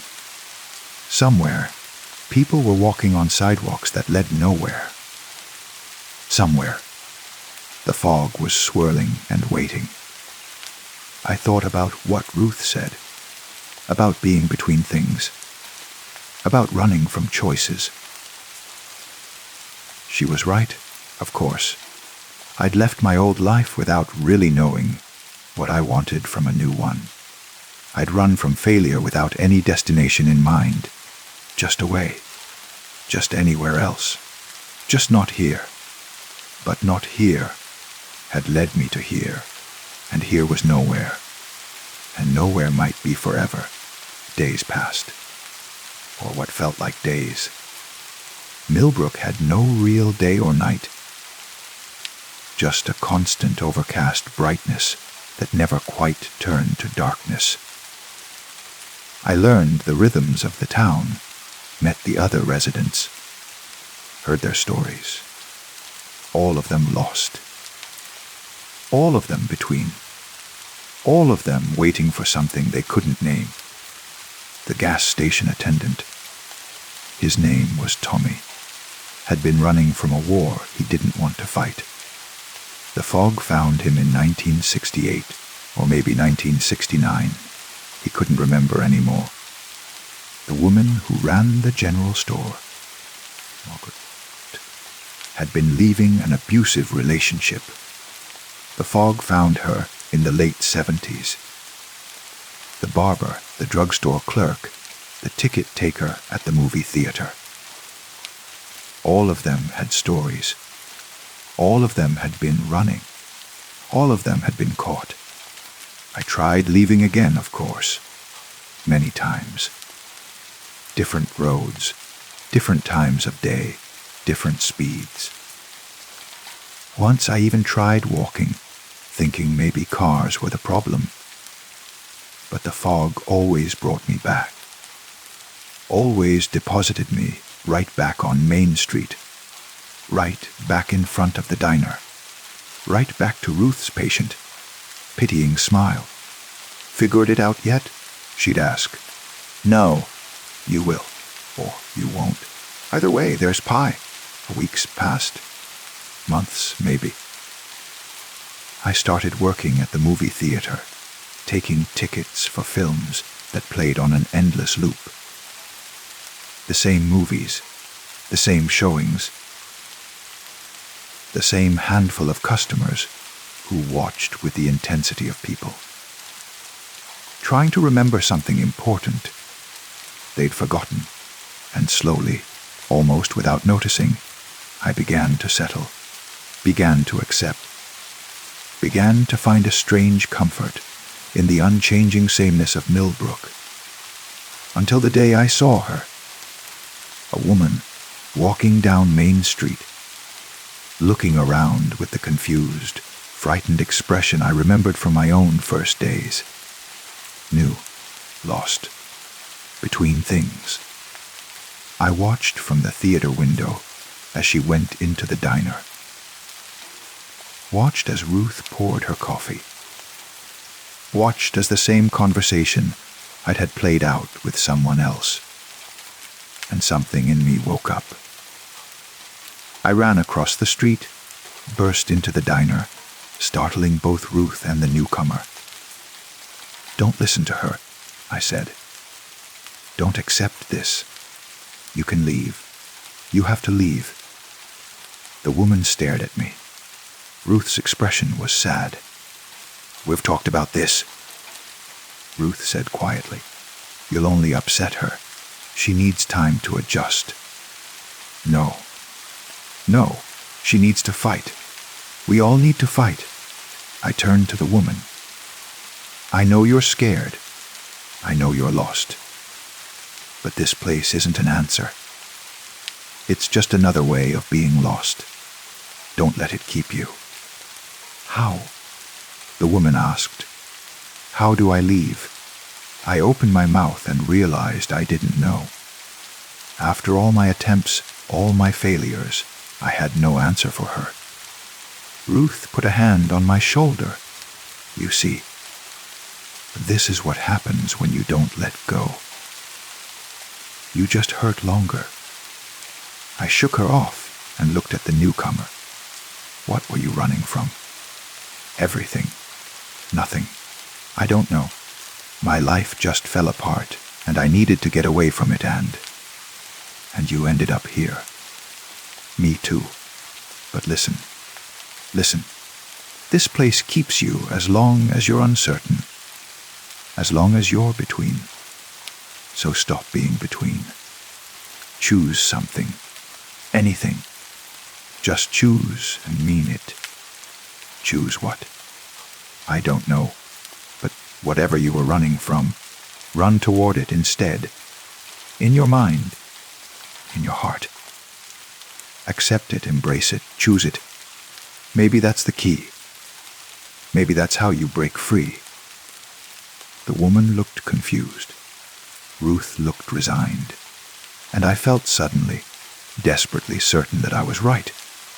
I closed my eyes.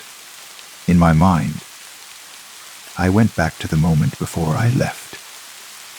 The apartment with half-packed boxes. The divorce papers on the kitchen table. The crushing weight of failure and fear. And instead of running from it, I sat with it. I let myself feel the pain fully. The grief of a marriage ending, the terror of starting over, the shame of not being able to fix what was broken. I chose it, all of it. The pain, the fear, the uncertainty. I chose to face it instead of flee it. When I opened my eyes, the diner was fading. Not disappearing, but becoming less solid. Like it was the dream and I was waking up. "Oh," Ruth said softly. "You're leaving." I looked at my hands. They were becoming translucent. Through them, I could see the counter, the floor, the fog outside starting to thin. "I hope so," I said. The newcomer and Ruth watched as I faded, as Millbrook released its hold, as I felt myself being pulled back toward somewhere else, somewhere real. The last thing I heard was the newcomer asking, "How did she do that?" And in Ruth answering, "She stopped running. She chose." I woke up in my car on the side of a highway, early morning sun streaming through the windows. My phone working, showing dozens of missed calls, showing a location pin that made sense, that existed on maps. I'd been missing for 3 days, or 3 months, or 30 years. I'll never know for sure. But sometimes late at night, when the fog rolls in thick and strange, I wonder about Ruth, about Tommy and Margaret and all the others, still there, still waiting, still caught between. And I wonder about the woman I met on my last day, whether she figured it out, whether she chose, whether she's still there, serving coffee in that perfect diner, in that perfect town, in that perfect prison of fog and memory and endless, unchanging now? I hope not. But I don't really know. And that uncertainty, that not knowing, is somehow worse than any clear answer could be. Sleep now, and if you dream of fog, if you dream of a town that's too perfect, too preserved, too much like a memory someone had of the way things used to be, drive faster, choose sooner, don't stop for gas. Story 7. The ferry wasn't supposed to leave me here. I had booked a weekend trip to Graymore Island, one of those remote retreats advertised as the perfect escape. The brochure showed pristine beaches, quaint cottages, and smiling tourists walking along clifftop paths. What it didn't mention was that the ferry only came twice a week, and that I should have paid more attention to the schedule. I watched the boat disappear into the mist, its horn fading to silence. The dock where I stood was ancient, the wood soft with rot. Behind me, a narrow path led up into the island's interior, disappearing between twisted trees that seemed to lean away from the wind. There was supposed to be a village. The map I'd printed showed a cluster of buildings near the harbor, a small hotel, a general store. But as I climbed the path, I found only ruins. Collapsed roofs, walls claimed by ivy, windows like empty eye sockets staring at nothing. The village had died long ago, and no one had thought to update the tourist information. My phone had no signal. Of course it didn't. I walked through the remains of the main street, my footsteps echoing on cracked pavement. A sign swung above what might once have been a pub, creaking in the wind. The sound was lonely, melancholy, like the island itself was sighing. I found one building that looked intact. A 2-story house at the edge of the village. Its walls still standing, its door hanging crooked but functional. I pushed it open, wincing at the shriek of hinges, and stepped inside. The interior smelled of damp and decay, but it was shelter. The furniture was still there, covered in dust thick as velvet. A fireplace dominated one wall, cold ashes in the grate. Upstairs, I found a bedroom with a bed frame, but no mattress, and a window that looked out over the island's interior. From that window, I could see the rest of Graymore stretching away into the distance. It was larger than I'd expected, hills rolling into each other, forests dark and dense, and in the very center, rising above everything else, a stone structure. It might have been a lighthouse or a watchtower, tall and narrow, with no visible entrance from this distance. I would be here for 3 days until the ferry returned. 3 days alone on an abandoned island. The thought should have frightened me more than it did. Instead, I felt a strange calm, as if I'd been waiting for this isolation without knowing it.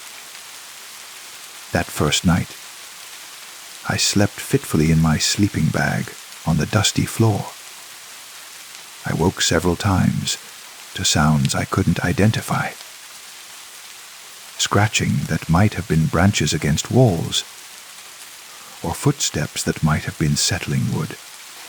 Once, I heard what sounded like voices, distant and muffled, speaking in a rhythm I couldn't quite catch.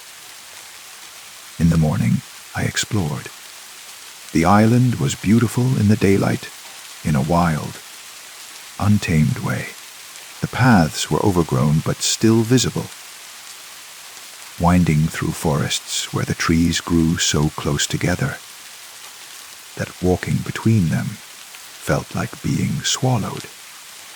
I found more ruins scattered throughout. Cottages that had surrendered to nature, a church with its roof caved in, a school with desks still arranged in neat rows, as if the children had just stepped out for recess and never returned. I found no signs of recent human presence. No trash, no graffiti, no evidence that anyone had visited in years. Yet I couldn't shake the feeling that I was being watched. It was subtle at first, just an awareness at the edge of my consciousness, like when you sense someone's gaze on you in a crowded room. By afternoon, the feeling had intensified. I stopped frequently, turning to look behind me, scanning the trees for movement. I saw nothing, but the sensation persisted, patient and unwavering. I made my way toward the central structure, the tower I'd seen from the house. The path there was clearer than the others, as if it had been maintained more recently. Or perhaps it was used more often. The thought came unbidden and unwelcome. The tower was older than the village, built from dark stone that seemed to absorb light rather than reflect it.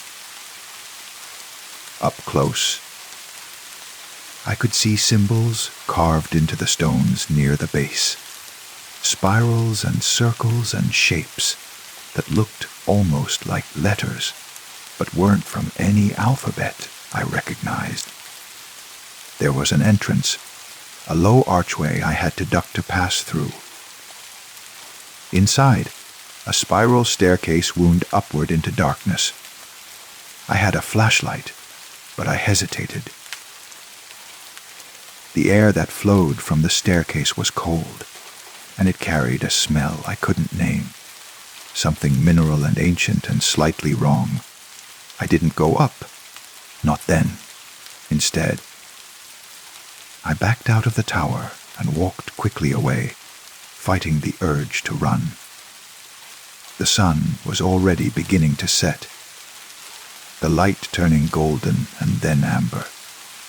I needed to get back to the house before dark. That night, the sounds were louder. Footsteps on the floor below me, definitely footsteps, pacing back and forth across the main room. I lay rigid in my sleeping bag, staring at the ceiling, listening. The footsteps continued for hours, never stopping, never changing rhythm. Just pacing, endless pacing, as if someone below me was trapped in an endless loop of anxiety. I didn't go down to investigate. I told myself it was the house settling, or animals that had gotten inside. But I knew better.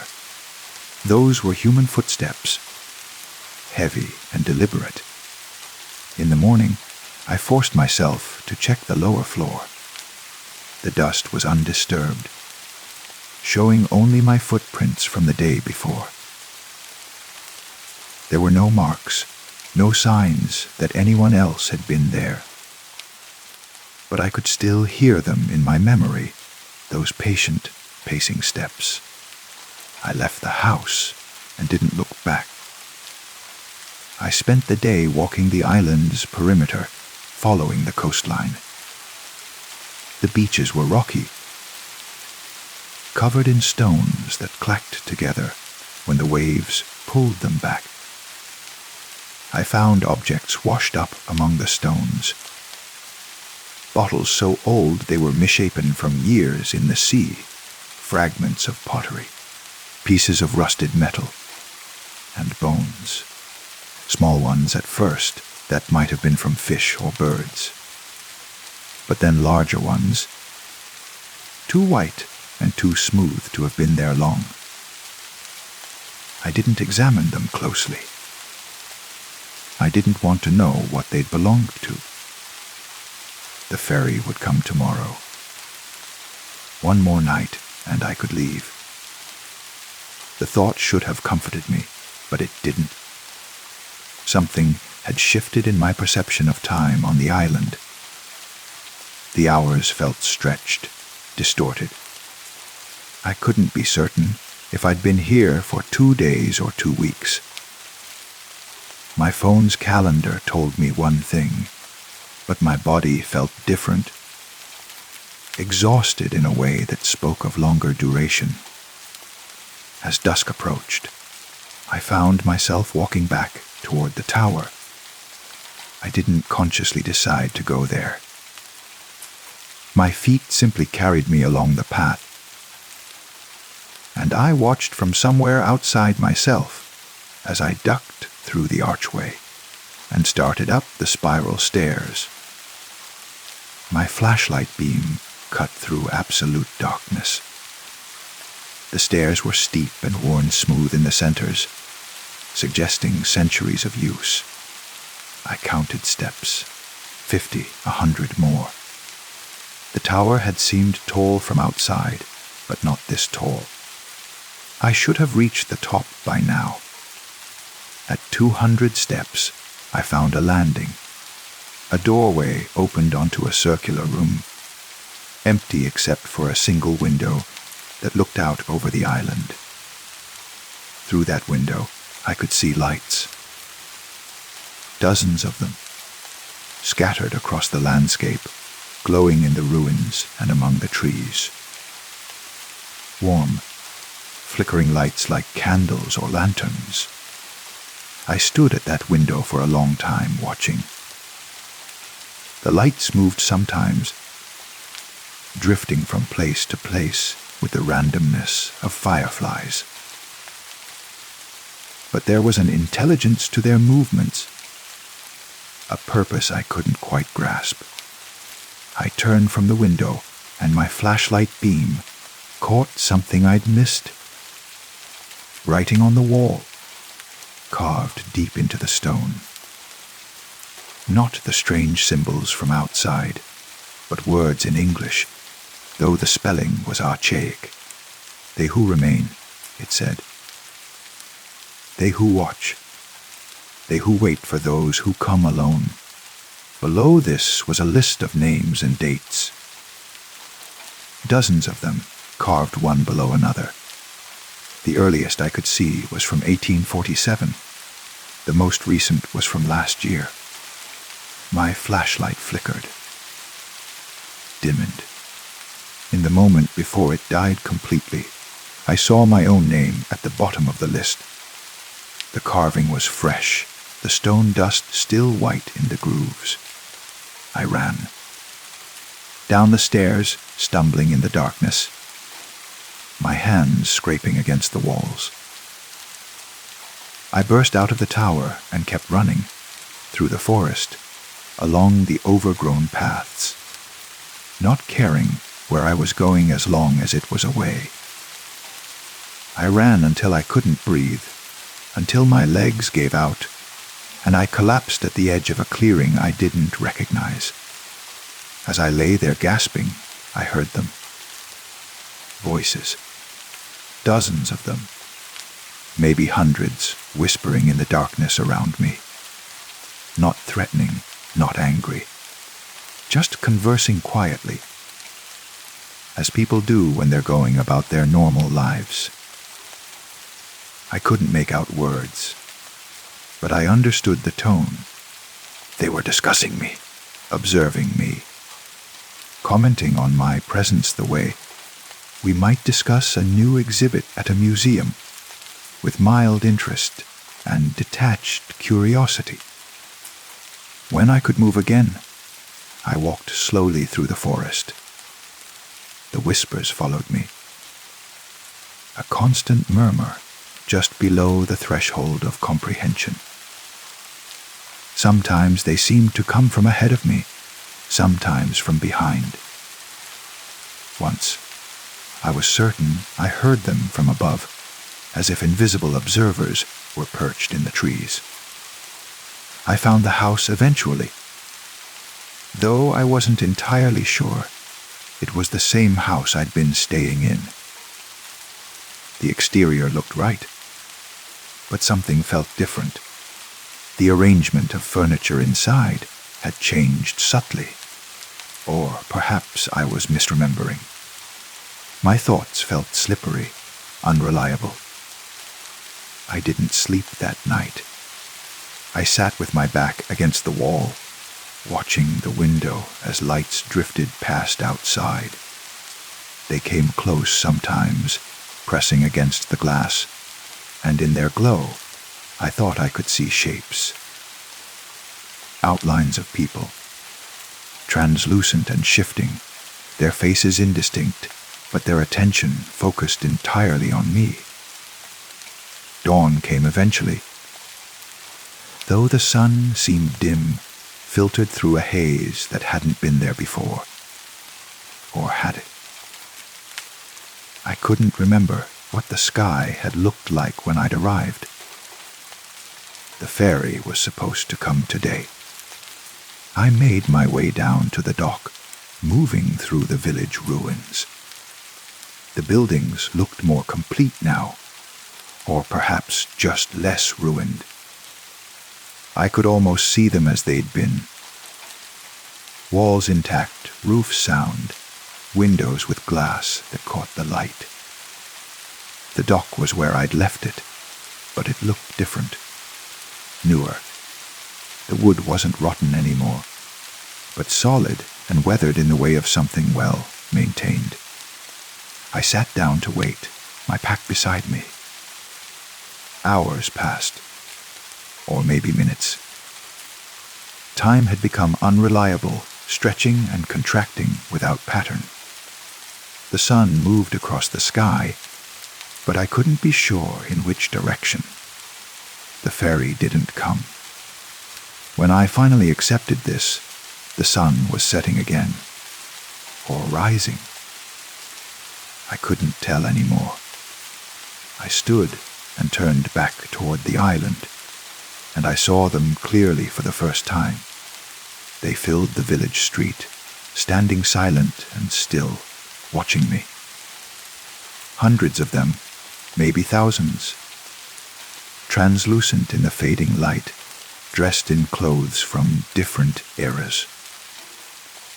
Some wore the simple garments of fishermen from centuries past. Others were dressed in Victorian clothing, or the casual wear of recent decades. They didn't move. They simply stood there, a congregation of stillness, all their attention on me. I recognized the expression on their faces, or where faces should have been. It was welcome. They were welcoming me home. I understood then that there had never been a mistake with the ferry schedule. The boat had left me here intentionally, as it had left others before me. The island needed witnesses, observers, people to populate its peculiar existence. And once you saw them, really saw them, you couldn't leave. You became part of whatever this place was. Another consciousness dissolved into the collective watching. I walked back through the village, and they parted to let me pass, falling into step behind me. Their footsteps made no sound, but I could feel them there, a presence that was becoming familiar, almost comfortable. I made my way to the tower again. This time, I climbed without fear, without my flashlight, because I could see perfectly well in the darkness now. The stairs seemed shorter, or perhaps I was simply moving differently, with the efficiency of someone who knows their way home. The circular room at the top was full of them. The translucent watchers gathered around the window. They made space for me, and I stood among them, looking out at the island spread below. From up here, I could see the truth of Greymoor. The ruins weren't ruins anymore. They were whole, complete, existing in their own perfect state. The village was alive with light and movement. The forest was full of pathways and clearings I'd never found. And everywhere, the Watchers moved through their eternal routines, living out moments that had been preserved like insects in amber. I looked at the list of names on the wall, and yes, mine was there, carved fresh and deep. I reached out and traced the letters with my finger, feeling the reality of it, the permanence. Tomorrow, another fairy might come, or the next day, or the day after. It didn't matter. Someone else would arrive, expecting a weekend retreat, expecting to leave. They would find the island empty, or so they would think. They would explore and discover, and slowly realize that Greymoor doesn't let go of those who come here alone. I am a Watcher now. I stand with the others, observing the island, observing those who come. I have become part of the waiting, the eternal patience of this place. I do not eat or sleep or feel the passage of time in any normal way. I simply am, present and aware, dissolved into the consciousness of Greymoor. Sometimes I remember my life before. It seems distant, like a story someone once told me about a person I never knew. That person had routines and worries, relationships and obligations. They existed in the normal flow of time, rushing from one moment to the next, never simply being. Here, I am always simply being. I watch the paths where new visitors might walk. I whisper in the darkness, not to frighten, but to communicate in the only way I still can. I stand at windows and press against glass, trying to be seen, trying to welcome others into this strange, suspended existence. The island grows more real around me every day. Or perhaps I grow less real until there's no difference between Greymoor and me. I am becoming part of the stone and the trees, part of the mist that rolls in from the sea, part of the watching itself. And I wait. We all wait. Pay for the ferry that will bring the next solitary traveler. For the moment when they see us clearly and understand that they've come not to visit, but to stay. The tower window looks out over everything. I stand here now among the others, and I watch. I watch the paths and the ruins and the distant dock where the ferry will eventually arrive. I watch with infinite patience, because time means nothing here, and I have all of it. All the time that ever was or will be. To simply stand and observe and wait. Somewhere out there, beyond the mist, the world continues without me. But here, on Greymoor, I have found a different kind of existence. Not life, but not death either. Something in between. Something that has no name in the language I used to speak. I am a watcher on the island that watches, and I am home